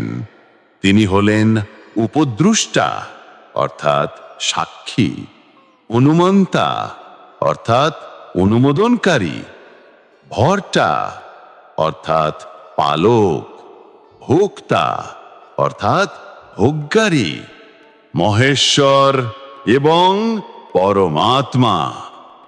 যিনি এইভাবে পুরুষ এবং প্রকৃতিকে গুণ সহ জানেন, তিনি যেভাবেই জীবনযাপন করুন না কেন তাকে আর পুনর্জন্ম গ্রহণ করতে হয় না। ভগবান বললেন, আমি আবার সেই পরম জ্ঞানের কথা বলছি, যা জেনে মুনিরা পরম সিদ্ধি লাভ করেছেন। এই জ্ঞান লাভ করলে সৃষ্টির সময় আর জন্মাতে হয় না, প্রলয়ের সময়ও ব্যথিত হতে হয় না। হে ভারত, আমার এই মহৎ ব্রহ্ম অর্থাৎ জড় প্রকৃতি হলো যোনি অর্থাৎ গর্ভ। আমি তাতে চেতনা রূপ বীজ স্থাপন করি, তা থেকেই সকল ভূতের জন্ম হয়। হে কুন্তেয়, নানা যোনিতে যে সকল মূর্তি উৎপন্ন হয়, এই মহৎ প্রকৃতি তাদের মাতা, আর আমি বীজ প্রদানকারী পিতা। সত্য, রজ এবং তম প্রকৃতি থেকে উৎপন্ন এই তিনটি গুণ অবিনাশী আত্মাকে দেহে আবদ্ধ করে। হে নিষ্পাপ অর্জুন, সত্যগুণ নির্মল, স্বচ্ছ এবং প্রকাশক। এটি আত্মাকে সুখের প্রতি এবং জ্ঞানের প্রতি আসক্ত করে আবদ্ধ করে। সত্যগুণের ফল হল পবিত্রতা, জ্ঞান, নির্মলতা, সুখ। হে কৌন্তেয়, রজগুণকে রাগাত্মক অর্থাৎ আসক্তিপূর্ণ বলে জানবে। এটি তৃষ্ণা মানে কামনা এবং আসক্তি থেকে জন্মায়। এটি আত্মাকে কর্মের ফলের প্রতি আসক্ত করে আবদ্ধ করে। রজগুণের ফল হল লোভ, প্রবৃত্তি, কর্মের আরম্ভ, অশান্তি, স্পৃহা। আর তমোগুণ অজ্ঞানতা থেকে জাত। এটি সকল দেহধারীর মোহ উৎপাদন করে। এটি আত্মাকে প্রমাদ অর্থাৎ কর্তব্যে অবহেলা, আলস্য এবং নিদ্রার দ্বারা আবদ্ধ করে। তমগুণের ফল হল অন্ধকার, অপ্রবৃত্তি, প্রমাদ, মোহ। সত্যগুণ সুখ দেয়, রজগুণ কর্মে লিপ্ত করে, আর তমগুণ জ্ঞানকে আবৃত করে প্রমাদে লিপ্ত করে। সত্যগুণ বৃদ্ধি পেলে অন্যান্য গুণকে দমন করে, রজ বা তম বৃদ্ধি পেলেও অন্য দুটিকে দমন করে। যখন সত্যগুণ বৃদ্ধি পায় তখন দেহ ত্যাগ করলে সেই জীব জ্ঞানীদের নির্মল লোক প্রাপ্ত হন। রজগুণ বৃদ্ধি পেলে দেহ ত্যাগ করলে কর্মাসক্ত লোকে অর্থাৎ মানুষ জন্মগ্রহণ করেন, আর তমগুণ বৃদ্ধি পেলে দেহ ত্যাগ করলে মূঢ় জনিতে অর্থাৎ পশু পাখি ইত্যাদি জন্মগ্রহণ করেন। সাত্ত্বিক কর্মের ফল নির্মল, রাজসিক কর্মের ফল দুঃখ, আর তামসিক কর্মের ফল অজ্ঞানতা। দ্রষ্টা অর্থাৎ আত্মা যখন এই 3 গুণ ছাড়া আর কাউকে কর্তা বলে দেখেন না এবং এই 3 গুণের অতীত যিনি তাকে জানতে পারেন, তখন তিনি আমার ভাব অর্থাৎ মোক্ষ লাভ করেন। অর্জুন প্রশ্ন করলেন, হে প্রভু, এই 3 গুণ অতিক্রম করলে তার লক্ষণ কি হয়? তিনি কিভাবে এই 3 গুণ পার হন? ভগবান বললেন, হে পাণ্ডব, সত্যের ফল অর্থাৎ জ্ঞান, রজের ফল অর্থাৎ প্রবৃত্তি বা ভগবান বললেন, হে পাণ্ডব, সত্যের ফল জ্ঞান, রজের ফল প্রবৃত্তি বা তমের ফল মোহ। উপস্থিত হলে যিনি বিদ্বেষ করেন না, বা চলে গেলে যিনি আকাঙ্ক্ষা করেন না, যিনি উদাসীনের মতো থাকেন, গুণগুলি দ্বারা বিচলিত হন না, যিনি জানেন যে গুণগুলিই কাজ করছে এই ভেবে স্থির থাকেন, চঞ্চল হন না, যিনি সুখ ও দুঃখকে সমান দেখেন, যিনি মাটির ঢিবি, পাথর ও সোনাকে সমদৃষ্টিতে দেখেন, যিনি প্রিয় ও অপ্রিয়, নিন্দা স্তুতি, মান অপমান এবং শত্রু মিত্রকে সমানভাবে দেখেন, এবং যিনি সমস্ত ফলের আশা ত্যাগ করেছেন, তাকেই গুণাতীত অর্থাৎ গুণ অতিক্রমকারী বলা হয়। আর যিনি অব্যভিচারী ভক্তিযোগ অর্থাৎ একনিষ্ঠ ভক্তি দ্বারা নিরন্তর আমারই সেবা করেন, তিনি এই 3টি গুণকে অতিক্রম করে ব্রহ্মলাভের যোগ্য হন। কারণ আমি সেই অবিনাশী ব্রহ্মের, অমৃতের, শাশ্বত ধর্মের এবং ঐকান্তের সুখের আশ্রয়। ভগবান শ্রীকৃষ্ণ এক গভীর উপমা দিয়ে সংসারকে বর্ণনা করলেন। তারা বলেন, এই সংসার একটি অশ্বত্থ বৃক্ষ, এর মূল ঊর্ধ্বে অর্থাৎ ব্রহ্মে, আর শাখা প্রশাখা নিম্নে অর্থাৎ জগতে। এই বৃক্ষের পাতা হল বেদ। যিনি এই বৃক্ষকে জানেন তিনি বেদজ্ঞ। এই বৃক্ষের শাখাগুলি প্রকৃতির 3 গুণের দ্বারা পরিপুষ্ট হয়ে উপরে ও নিচে বিস্তৃত। ইন্দ্রিয়ের বিষয়গুলি অর্থাৎ রূপ, রস ইত্যাদি হলো এর মুকুল। এর মূলগুলি অর্থাৎ বাসনা নিচের দিকে, মনুষ্যলোকে কর্মের বন্ধন সৃষ্টি করে। এই সংসারের প্রকৃত রূপ বোঝা যায় না, এর আদি নেই, অন্ত নেই, স্থিতিও নেই। এই সুদৃঢ় মূল অশ্বত্থ বৃক্ষকে দৃঢ় বৈরাগ্য রূপ কুঠার দিয়ে ছেদন করতে হবে। তারপর সেই পরম পদ অনুসরণ করতে হবে, যেখানে গেলে আর ফিরে আসতে হয় না। সেই পরম পুরুষের শরণাগত হতে হবে, যার থেকে এই সনাতন সংসার প্রবৃত্তি বা মায়া বিস্তার লাভ করেছে। যাদের মান ও মোহ দূর হয়েছে, আসক্তি দোষ জয় করেছেন, যারা আত্মজ্ঞানে স্থিত, কামনা বাসনা থেকে মুক্ত, সুখ দুঃখ নামক দ্বন্দ্ব থেকে মুক্ত, সেই জ্ঞানীরাই সেই অবিনাশী পদ লাভ করেন।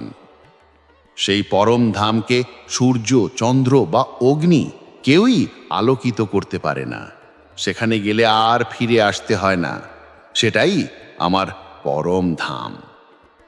এই জগতে জীব বা আত্মা আমারই সনাতন অংশ। এই জীবই প্রকৃতিতে অবস্থিত মন ও 5টি ইন্দ্রিয়কে আকর্ষণ করে। বায়ু যেমন গন্ধকে এক স্থান থেকে অন্য স্থানে নিয়ে যায়, তেমনি এই জীবাত্মা বা ঈশ্বর যখন এক শরীর ত্যাগ করে অন্য শরীর গ্রহণ করেন, তখন পূর্ব শরীরে এই মন ও ইন্দ্রিয়গুলিকে সংস্কার রূপে সাথে নিয়ে যান।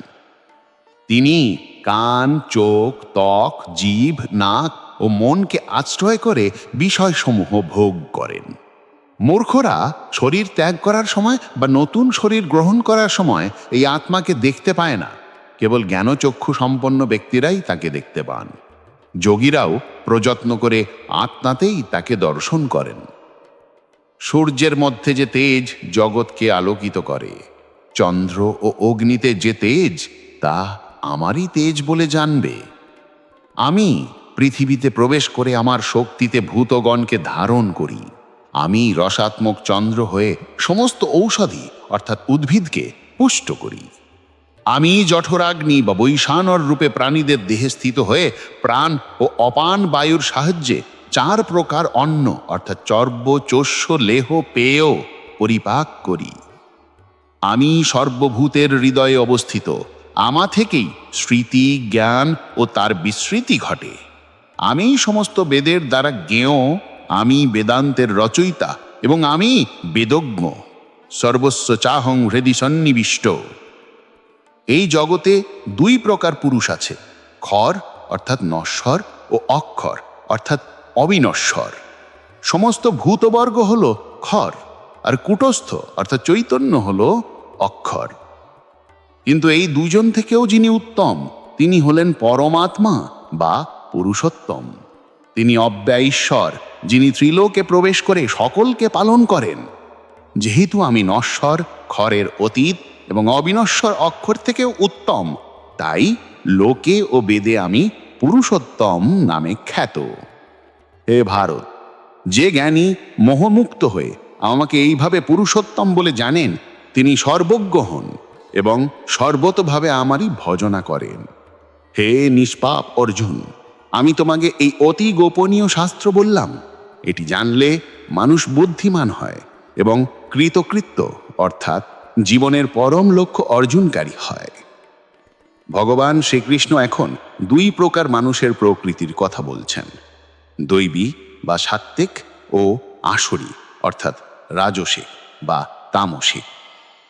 অভয় অর্থাৎ নির্ভীকতা, চিত্তশুদ্ধি, জ্ঞান ও যোগে স্থিতি, দান, দম অর্থাৎ বাহ্য সংযম, সম অর্থাৎ আভ্যন্তরীণ সংযম, যজ্ঞ স্বাধ্যায় অর্থাৎ বেদপাঠ, তপস্যা, আর্জব অর্থাৎ সরলতা, অহিংসা, সত্য, অক্রোধ অর্থাৎ ক্রোধহীনতা, ত্যাগ, শান্তি, অপৈশুন অর্থাৎ কারো দোষ না বলা, ভূতে দয়া, অলোলুপত্ব অর্থাৎ লোভহীনতা, মৃদুতা, লজ্জা, অচপলতা অর্থাৎ স্থিরতা, তেজ, ক্ষমা, ধৃতি, শৌচ অর্থাৎ পবিত্রতা, অদ্রোহ অর্থাৎ হিংসাহীনতা, নাতিমানিতা অর্থাৎ অহংকারহীনতা। হে ভারত, এইগুলি হল দেবী সম্পদ বা সাত্ত্বিক প্রকৃতি, যা মুক্তির দিকে নিয়ে যায়। আর হে পার্থ, আসরী সম্পদ হল দম্ভ, দর্প, অভিমান, ক্রোধ, পারুষ্য অর্থাৎ কঠোরতা ও অজ্ঞানতা। দেবী সম্পদ মুক্তির জন্য আর আসরী সম্পদ বন্ধনের জন্য। হে পাণ্ডব, শোক করো না, তুমি দৈবী সম্পদ নিয়েই জন্মেছ। আসরী প্রকৃতির লোকেরা কর্তব্য কি বা অকর্তব্য কি তা জানে না। তাদের মধ্যে পবিত্রতা, সদাচার বা সত্য কিছুই নেই। তারা বলে এই জগৎ অসত্য, অপ্রতিষ্ঠিত এবং অনিশ্বর অর্থাৎ ঈশ্বরহীন। তারা বলে এই জগৎ কেবল কাম বা বাসনা থেকেই উৎপন্ন, নারী পুরুষের সংযোগ ছাড়া আর কোনো কারণের নেই। এই মিথ্যা দৃষ্টি আশ্রয় করে এই নষ্টাত্মা, অল্প বুদ্ধি, উগ্র কর্মকারীরা কেবল জগতের বিনাশের জন্যই জন্মায়। তারা দম্ভ, মান ও মদে মত্ত হয়ে তারা অপবিত্র সংকল্প ধারণ করে, মূর্খতাবশত অসৎ বস্তুকে অর্থাৎ অর্থকে আঁকড়ে ধরে। তারা মৃত্যু পর্যন্ত অপরিমেয় কামনার আশ্রয় গ্রহণ করে, ভোগই করাই তাদের পরম পুরুষার্থ, এটুকুই তাদের নিশ্চয়তা। তারা শত শত আঝার ফাঁদে বাঁধা থাকে, কাম ও ক্রোধে পূর্ণ হয়ে তারা ভোগের জন্য অন্যায়ভাবে অর্থ সঞ্চয় প্রচেষ্টা করে। তারা ভাবে আজ আমি এটা লাভ করলাম, কাল ওই মনোরথ পূরণ করব, এই ধন আমার আছে, ওই ধনও আমার হবে, ওই শত্রুকে আমি বধ করেছি, অন্য শত্রুদেরও বধ করব। আমি ঈশ্বর, আমি ভোক্তা, আমি সিদ্ধ, বলবান, সুখী, আমি ধনী, আমি কুলীন, আমার মতো আর কে আছে? আমি যজ্ঞ করব, দান করব, আনন্দ করব, এইভাবে তারা অজ্ঞানে মোহিত থাকে।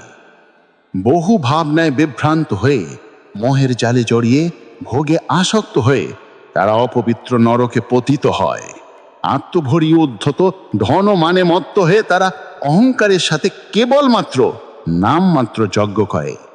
অহংকার, বল, দর্প, কাম, ক্রোধ এসবে পূর্ণ হয়ে তারা নিজের দেহে ও অন্যের দেহে অবস্থিত যে আমি অর্থাৎ ঈশ্বর তাকেই বিদ্বেষ করে ও অবজ্ঞা করে। সেই ক্রূর বিদ্বেষী নরাধমদের আমি এই সংসারে কেবল আসুরি জনিতেই বারবার নিক্ষেপ করি। হে কৌন্তেয়, মূর্খরা জন্মে জন্মে আসুরি জনি লাভ করে আমাকে কোনোদিনও প্রাপ্ত হয় না, বরং অধঙ্গতি লাভ করে।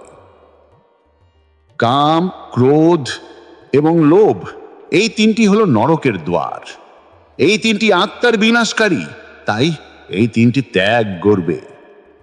হে কৌন্তেয়, এই তিনটি অন্ধকার দ্বার থেকে যিনি মুক্ত হন তিনি আত্মার কল্যাণ সাধন করেন এবং পরম গতি লাভ করেন। কিন্তু যে ব্যক্তি শাস্ত্রবিধি ত্যাগ করে কেবল নিজের কামনা মতো আচরণ করে সে সিদ্ধিও লাভ করে না, সুখও পায় না, পরম গতিও পায় না। অতএব কর্তব্য ও অকর্তব্য কি তা স্থির করার জন্য শাস্ত্রই তোমার প্রমাণ। শাস্ত্রের বিধান জেনে তোমার যা কর্তব্য কর্ম তাই করো। অর্জুন প্রশ্ন করলেন, হে কৃষ্ণ, যারা শাস্ত্রবিধি জানেন না কিন্তু শ্রদ্ধা সহকারে পূজা বা যজ্ঞ করেন, তাদের সেই স্থিতি কি? তা কি সত্য, রজস নাকি তমস? ভগবান বললেন, দেহধারীদের শ্রদ্ধা তাদের স্বভাব বা সংস্কার অনুযায়ী 3 প্রকার হয়: সাত্ত্বিকী, রাজসী এবং তামসী।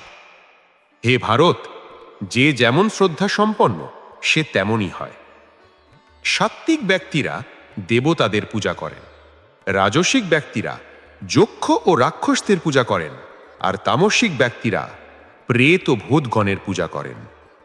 যারা শাস্ত্রবিরুদ্ধ ভয়ঙ্কর তপস্যা করেন, যারা দম্ভ ও অহংকারে পূর্ণ, কামনা ও আসক্তিতে বলবান, যারা অবিবেকী, তারা নিজেদের শরীরের ভূতবর্গকে অর্থাৎ ইন্দ্রিয়কে এবং আমার যে অংশ পরমাত্মা দেহে আছেন তাকেও কষ্ট দেন, তাদেরকে তুমি আসুর স্বভাবের বলে জানবে। আহারও 3 প্রকার: যজ্ঞ, তপস্যা ও দানও 3 প্রকার। সাত্ত্বিক আহার, যা আয়ু, সত্ত্ব, বল, আরোগ্য, সুখ ও প্রীতি বৃদ্ধি করে, যা রসযুক্ত, স্নিগ্ধ, সারবান ও মনোরম, তা সাত্ত্বিক আহার। রাজসিক আহার, যা অত্যন্ত কটু, অম্ল, লবণাক্ত, অত্যন্ত গরম, তীক্ষ্ণ, শুষ্ক ও দাহকারী, যা দুঃখ, শোক ও রোগ উৎপন্ন করে, তা রাজসিক আহার। তামসিক আহার, যা পচা, বাসি, দুর্গন্ধযুক্ত, উচ্ছিষ্ট ও অপবিত্র, তাই হল তামসিক আহার। সাত্ত্বিক যজ্ঞ, ফলের আকাঙ্ক্ষা না করে কেবল কর্তব্যের খাতিরে শাস্ত্রবিধি অনুসারে যে যজ্ঞ করা হয়। রাজসিক যজ্ঞ, ফলের আকাঙ্ক্ষা করে বা দম্ভের সাথে যে যজ্ঞ করা হয়। তামসিক যজ্ঞ, শাস্ত্রবিধিহীন, মন্ত্রহীন, দক্ষিণা ছাড়া শ্রদ্ধাহীন যে যজ্ঞ। শারীরিক তপস্যা, দেবতা, ব্রাহ্মণ, গুরু ও জ্ঞানীর পূজা, পবিত্রতা, সরলতা, ব্রহ্মচর্য এবং অহিংসা। বাচনিক তপস্যা অর্থাৎ বাক্যের তপস্যা, এমন কথা বলা যা উদ্বেগজনক নয়, যা সত্য, প্রিয় ও হিতকর, এবং শাস্ত্রপাঠ। মানসিক তপস্যা, মনের প্রসন্নতা, সৌম্য ভাব, মৌন বা মনসংযম, আত্মসংযম এবং সরল ভাব। এই 3 প্রকার তপস্যা যখন পরম শ্রদ্ধার সাথে ফলের আশা না করে করা হয় তখন তা সাত্ত্বিক। যে তপস্যা সৎকার, মান ও পূজার জন্য বা দম্ভের সাথে করা হয় তা রাজসিক। যে তপস্যা মূর্খতাবশত নিজেকে কষ্ট দিয়ে বা অন্যের বিনাশের জন্য করা হয় তা তামসিক। সাত্ত্বিক দান, দেশ, কাল ও পাত্র বিবেচনা করে প্রত্যুপকারের আশা না করে কেবল কর্তব্যের খাতিরে যে দান করা হয়। রাজসিক দান প্রত্যুপকারের আশায় বা ফলের আকাঙ্ক্ষায় কষ্টের সৃষ্টে যে দান করা হয়। তামসিক দান দেশ কাল পাত্র বিবেচনা না করে অবজ্ঞার সাথে বা অনাদরে যে দান করা হয়। ওম তৎ সাৎ এই তিনটিকে ব্রহ্মের বা পরমাত্মার নাম বলা হয়। এই নামেই পূর্বে ব্রাহ্মণ, বেদ ও যজ্ঞ নির্মিত হয়েছিল। তাই ব্রাহ্মণবাদীরা শাস্ত্রোক্ত যজ্ঞ, দান, তপস্যা সর্বদা ওম উচ্চারণ করেই শুরু করেন। মুমুক্ষুরা ফলের আশা না করে তৎ অর্থাৎ তিনিই সব এই নামে যজ্ঞ ও তপস্যা করেন। সৎ ভাব, পরমাত্মা সৎ, মঙ্গলজনক কর্ম সৎ, যজ্ঞ তপস্যা ও দানের নিষ্ঠা সৎ এবং ঈশ্বরের উদ্দেশ্যে কৃত কর্মও সৎ। কিন্তু অশ্রদ্ধার সাথে যা কিছু করা হয়, হোম, দান, তপস্যা বা অন্য যাই হোক, তাকে অসৎ বলা হয়। এ পার্থ, তার কোনো ফল না ইলোকে না পরলোকে পাওয়া যায় না। অর্জুন বললেন, হে মহাবাহ, হে ঋষিকেশ, আমি সন্ন্যাস এবং ত্যাগ এই দুটি প্রকৃত অর্থ পৃথকভাবে জানতে চাই।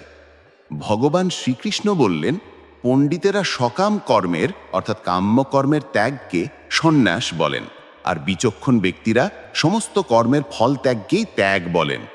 কেউ কেউ বলেন কর্ম মাত্রই দোষযুক্ত, তাই সব কর্ম ত্যাগ করা উচিত। আবার কেউ কেউ বলেন যজ্ঞ, দান ও তপস্যা এই কর্মগুলি ত্যাগ করা উচিত নয়। এ ভরতশ্রেষ্ঠ, ত্যাগ বিষয়ে আমার নিশ্চিত মত শোনো। ত্যাগ 3 প্রকারের। যজ্ঞ, দান ও তপস্যা এই কর্মগুলি কখনো ত্যাগ করা উচিত নয়। এগুলি অবশ্যই পালনীয়, কারণ এই 3টি কর্ম জ্ঞানীদেরও চিত্তশুদ্ধি করে। কিন্তু এই কর্মগুলিও আসক্তি এবং ফলের আশা ত্যাগ করে করা উচিত। এটাই আমার নিশ্চিত ও উত্তম মত। সাত্ত্বিক ত্যাগ শাস্ত্র নির্দিষ্ট কর্তব্য কর্ম, যেমন যজ্ঞ বা যুদ্ধ, যখন কেবল কর্তব্যবোধে আসক্তি ও ফল ত্যাগ করে করা হয়, তাই সাত্ত্বিক ত্যাগ। রাজসিক ত্যাগ যখন কোনো কর্মকে কষ্টকর মনে করে শারীরিক ক্লেশের ভয়ে ত্যাগ করা হয়, তা রাজসিক ত্যাগ। এই ত্যাগের ফলে ত্যাগের ফল অর্থাৎ মোক্ষ লাভ হয় না। তামসিক ত্যাগ যখন মোহবশত অজ্ঞানতার কারণে নিজের কর্তব্য কর্ম ত্যাগ করা হয়, তা তামসিক ত্যাগ। যিনি দুঃখজনক কর্মকে বিদ্বেষ করেন না বা সুখজনক কর্মে আসক্ত হন না, সেই সত্ত্বগুণে স্থিত মেধাবী সংশয়মুক্ত ব্যক্তি প্রকৃত ত্যাগী। কারণ দেহধারী জীবের পক্ষে সম্পূর্ণভাবে কর্মত্যাগ করা সম্ভব নয়, কিন্তু যিনি কর্মফল ত্যাগ করেন তিনিই প্রকৃত ত্যাগী। সাংখ্য দর্শনে বলা হয়েছে যে কোনো কর্ম সম্পাদনের 5টি কারণ আছে: অধিষ্ঠান অর্থাৎ শরীর, কর্তা অর্থাৎ অহংকার, করণ অর্থাৎ ইন্দ্রিয়, নানা প্রকার চেষ্টা এবং দৈব বা ভাগ্য বা সংস্কার। এই 5টি কর্মের কারণ তা সত্ত্বেও যে ব্যক্তি মূর্খতাবশত কেবল নিজেকেই অর্থাৎ আত্মাকে কর্তা বলে মনে করে, সে কিছুই বোঝে না। যার আমি কর্তা এই অহংকার নেই, যার বুদ্ধি কর্মফলে লিপ্ত হয় না, তিনি এই সমস্ত লোককে হত্যা করেও হত্যা করেন না এবং সেই কর্মের ফলে আবদ্ধও হন না। জ্ঞান, জ্ঞেয়, পরিজ্ঞাতা এই 3টি কর্মের প্রেরণা। কর্তা, করণ, কর্ম এই 3টি কর্মের আশ্রয়। জ্ঞান, কর্ম এবং কর্তা গুণের ভেদে 3 প্রকার। সাত্ত্বিক জ্ঞান, যার দ্বারা সমস্ত ভূতের মধ্যে সেই এক অবিনাশী অবিভক্ত ভাব দর্শন করা যায়। রাজসিক জ্ঞান, যার দ্বারা সমস্ত ভূতে নানা প্রকার পৃথক পৃথক ভাব দর্শন করা যায়। তামসিক জ্ঞান, যা কেবল একটি কার্যে, যেমন একটি মূর্তি বা একটি দেহে আসক্ত, যা যুক্তিহীন, তত্ত্বহীন, তুচ্ছ। সাত্ত্বিক কর্ম, যা শাস্ত্র নির্দিষ্ট, যাতে আসক্তি নেই, ফলের আশা নেই, রাগ দেশ নেই, তাই সাত্ত্বিক কর্ম। রাজসিক কর্ম, যা ফলের আশায় অহংকারের সাথে বহু কষ্টসাধ্য করে করা হয়। তামসিক কর্ম, যা মোহবশত পরিণাম, ক্ষতি, হিংসা বা নিজের সামর্থ্য বিবেচনা না করেই শুরু করা হয়। সাত্ত্বিক কর্তা, যিনি আসক্তিহীন, নিরহংকার, ধৈর্য ও উৎসাহযুক্ত এবং কর্মসিদ্ধ হোক বা না হোক নির্বিকার থাকেন। রাজসিক কর্তা যিনি আসক্ত, কর্মফলকামী, লোভী, হিংসাত্মক, অপবিত্র এবং হর্ষশোকে পূর্ণ। তামসিক কর্তা যিনি অসংযত, মূর্খ, উদ্ধত, শঠ, অলস, বিষণ্ণ এবং দীর্ঘসূত্রী। বুদ্ধি ও ধৃতীয় 3 প্রকার। সাত্ত্বিক বুদ্ধি যা প্রবৃত্তি নিবৃত্তি, কার্য অকার্য, ভয় অভয়, বন্ধন মোক্ষ ঠিক ঠিক বুঝতে পারে। রাজসিক বুদ্ধি যা ধর্ম অধর্ম, কর্তব্য অকর্তব্য ঠিকভাবে বুঝতে পারে না। তামসিক বুদ্ধি যা অজ্ঞানতায় আবৃত, অধর্মকেই ধর্ম মনে করে এবং সব কিছুকেই বিপরীত দেখে। সাত্ত্বিক ধৃতি যে ধৈর্যের দ্বারা মন, প্রাণ ও ইন্দ্রিয়ের কাজকে যোগের মাধ্যমে স্থির রাখা যায়। রাজসিক ধৃতি যে ধৈর্যের দ্বারা আসক্ত হয়ে ধর্ম, অর্থ এবং কামকে আঁকড়ে ধরে থাকে। তামসিক ধৃতি যে ধৈর্যের দ্বারা নিদ্রা, ভয়, শোক, বিষাদ এবং মদ ত্যাগ করা যায় না। সুখও 3 প্রকার। সাত্ত্বিক সুখ যা প্রথমে বিষের মতো কিন্তু পরিণামে অমৃতের মতো, যা আত্মজ্ঞান থেকে জাত। রাজসিক সুখ যা ইন্দ্রিয় ও বিষয়ের সংযোগে জাত, প্রথমে অমৃতের মতো কিন্তু পরিণামে বিষের মতো। তামসিক সুখ যা প্রথমে ও শেষে আত্মাকে মোহিত করে রাখে, যা নিদ্রা, আলস্য এবং প্রমাদ থেকে জাত। গুণের বিষয়ে সর্বশেষ কথা, পৃথিবীতে, স্বর্গে বা দেবতাদের মধ্যে এমন কোনো প্রাণী নেই যে প্রকৃতির এই 3 গুণ থেকে মুক্ত। হে পরন্তপ, ব্রাহ্মণ, ক্ষত্রিয়, বৈশ্য ও শূদ্র এদের কর্মগুলি স্বভাবজাত গুণ অনুসারেই বিভক্ত করা হয়েছে। সম, দম, তপস্যা, পবিত্রতা, ক্ষমা, সরলতা, জ্ঞান, বিজ্ঞান, আস্তিক্য এগুলি ব্রাহ্মণের স্বভাবজাত কর্ম। শৌর্য, তেজ, ধৈর্য, দক্ষতা, যুদ্ধে অপলায়ন অর্থাৎ পালিয়ে না যাওয়া, দান, শাসন ক্ষমতা এগুলি ক্ষত্রিয়ের স্বভাবজাত কর্ম। কৃষি, গোরক্ষা, বাণিজ্য বৈশ্যের স্বভাবজাত কর্ম, আর পরিচর্যামূলক কর্ম শূদ্রের স্বভাবজাত কর্ম। যে যার নিজের স্বভাব নির্দিষ্ট কর্মে নিষ্ঠাবান থাকে সেই পরম সিদ্ধি লাভ করে। কিভাবে? শোনো, যার থেকে সমস্ত ভূতের উৎপত্তি, যার দ্বারা এই সমগ্র জগৎ ব্যাপ্ত, সেই পরমেশ্বরের নিজের কর্মের দ্বারা পূজা করে মানুষ সিদ্ধি লাভ করে। নিজের ধর্ম অর্থাৎ স্বধর্ম দোষযুক্ত হলেও পরের ধর্ম সুন্দরভাবে পালন করার চেয়ে শ্রেয়। নিজের স্বভাব নির্দিষ্ট কর্ম করলে পাপ হয় না। হে কোন্তেও, আগুন যেমন ধোঁয়ায় আবৃত থাকে, তেমনি সমস্ত কর্মই কোনো না কোনো দোষে আবৃত। তাই নিজের সহজ অর্থাৎ স্বভাবজাত কর্ম দোষযুক্ত হলেও ত্যাগ করা উচিত নয়। সর্বত্র আসক্তিহীন বুদ্ধি, সংযত চিত্ত, স্পৃহাহীন ব্যক্তি সন্ন্যাসের অর্থাৎ কর্মফল ত্যাগের মাধ্যমে পরম নৈষ্কর্ম্য সিদ্ধি লাভ করেন, অর্থাৎ কর্মবন্ধন থেকে মুক্তি লাভ করেন। সেই সিদ্ধি লাভ করার পর তিনি কিভাবে ব্রহ্ম অর্থাৎ পরম সত্য লাভ করেন, যা জ্ঞানের পরম স্তর, তা আমার কাছে শোনো। বিশুদ্ধ বুদ্ধিযুক্ত হয়ে ধৈর্য ধরে মনকে সংযত করে শব্দাদি বিষয় ত্যাগ করে রাগ দেশ বর্জন করে নির্জন স্থানে বাস করে পরিমিত আহার করে দেহ মন বাক্য সংযত করে নিত্য ধ্যানযোগে স্থিত হয়ে বৈরাগ্য আশ্রয় করে অহংকার, বল, দর্প, কাম, ক্রোধ, পরিগ্রহ অর্থাৎ সঞ্চয় ত্যাগ করে আমার এই বোধশূন্য হয়ে শান্ত হয়ে তিনি ব্রহ্মলাভের যোগ্য হন। ব্রহ্মে স্থিত প্রসন্নচিত্ত সেই ব্যক্তি কোনো কিছুর জন্য শোকও করেন না, আকাঙ্ক্ষাও করেন না। তিনি সর্বভূতে সমদর্শী হয়ে আমার প্রতি পরাভক্তি অর্থাৎ সর্বশ্রেষ্ঠ ভক্তি লাভ করেন। সেই ভক্তির দ্বারা তিনি আমি যে স্বরূপ তা তত্ত্বগতভাবে জানতে পারেন। আমাকে তত্ত্বত জেনে তিনি আমাতেই প্রবেশ করেন। আমার ভক্ত সর্বদা সমস্ত কর্ম করেও আমার কৃপায় শাশ্বত অবিনাশী পদ অর্থাৎ মোক্ষ লাভ করেন। তুমি সমস্ত কর্ম চেতন সহকারে আমাতে সমর্পণ করো, মতপরায়ণ হও, বুদ্ধিযোগ আশ্রয় করে সর্বদা আমাতে চিত্ত স্থির রাখো। আমাতে চিত্ত রাখলে আমার কৃপায় তুমি সমস্ত বাধা পার হতে পারবে। কিন্তু যদি অহংকার বশত আমার কথা না শোনো, তবে বিনাশ প্রাপ্ত হবে। তুমি যে অহংকারের বশে বলছো আমি যুদ্ধ করব না, তোমার এই সংকল্প বৃথা। তোমার নিজের প্রকৃতি অর্থাৎ ক্ষত্রিয় স্বভাব তোমাকে জোর করে যুদ্ধে লিপ্ত করবে।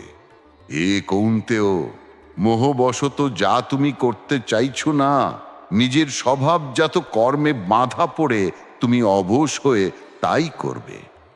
ঈশ্বরঃ সর্বভূতানাং হৃদ্দেশে অর্জুন তিষ্ঠতি, ভ্রাময়ন সর্বভূতানি যন্ত্রারূঢ়ানি মায়ায়া। হে অর্জুন, ঈশ্বর অর্থাৎ পরমাত্মা সমস্ত প্রাণীর হৃদয়ে বাস করেন। তিনি তার মায়া দিয়ে সমস্ত প্রাণীকে যন্ত্রে আরূঢ় পুতুলের মতো ভ্রমণ করান। হে ভারত, তুমি সর্বতোভাবে তাঁরই শরণাগত হও। তার কৃপায় তুমি পরম শান্তি এবং শাশ্বত ধাম লাভ করবে। এইভাবে আমি তোমাকে গুহ্য থেকেও গুহ্যতর অর্থাৎ অতি গোপনীয় জ্ঞান বললাম। তুমি এটি সম্পূর্ণরূপে বিচার করে যা তোমার ইচ্ছা তাই করো, অর্থাৎ যথেচ্ছসি তথা কুরু। আমার পরম গুহ্যতম বাক্য আবার শোনো। তুমি আমার অত্যন্ত প্রিয়, তাই আমি তোমার হিতের জন্য বলছি। মন্মনা ভব মদ্ভক্ত মজ্জিয়াজি মাং নমস্কুরু, মামে বৈশ্যসি সত্যং তে প্রতিজানে প্রিয়োহসি মে। আমাতে মন অর্পণ করো, আমার ভক্ত হও, আমার পূজা করো, আমাকে নমস্কার করো, তাহলে তুমি আমাকেই লাভ করবে। আমি তোমার কাছে সত্য প্রতিজ্ঞা করছি, কারণ তুমি আমার অত্যন্ত প্রিয়। সর্বধর্মান পরিত্যজ্য মামেকং শরণং ব্রজ, অহম ত্বা সর্বপাপেভ্যো মোক্ষয়িষ্যামি মা শুচঃ। সমস্ত ধর্ম অর্থাৎ কর্তব্য বা আচারের দ্বিধা ত্যাগ করে কেবল আমারই অর্থাৎ একমাত্র আমারই শরণাগত হও। আমি তোমাকে সমস্ত পাপ থেকে মুক্ত করব। শোক করো না। এই জ্ঞান যে তপস্বী নয়, অভক্ত, যে শুনতে চায় না বা যে আমাকে বিদ্বেষ করে তাকে কখনো বলো না।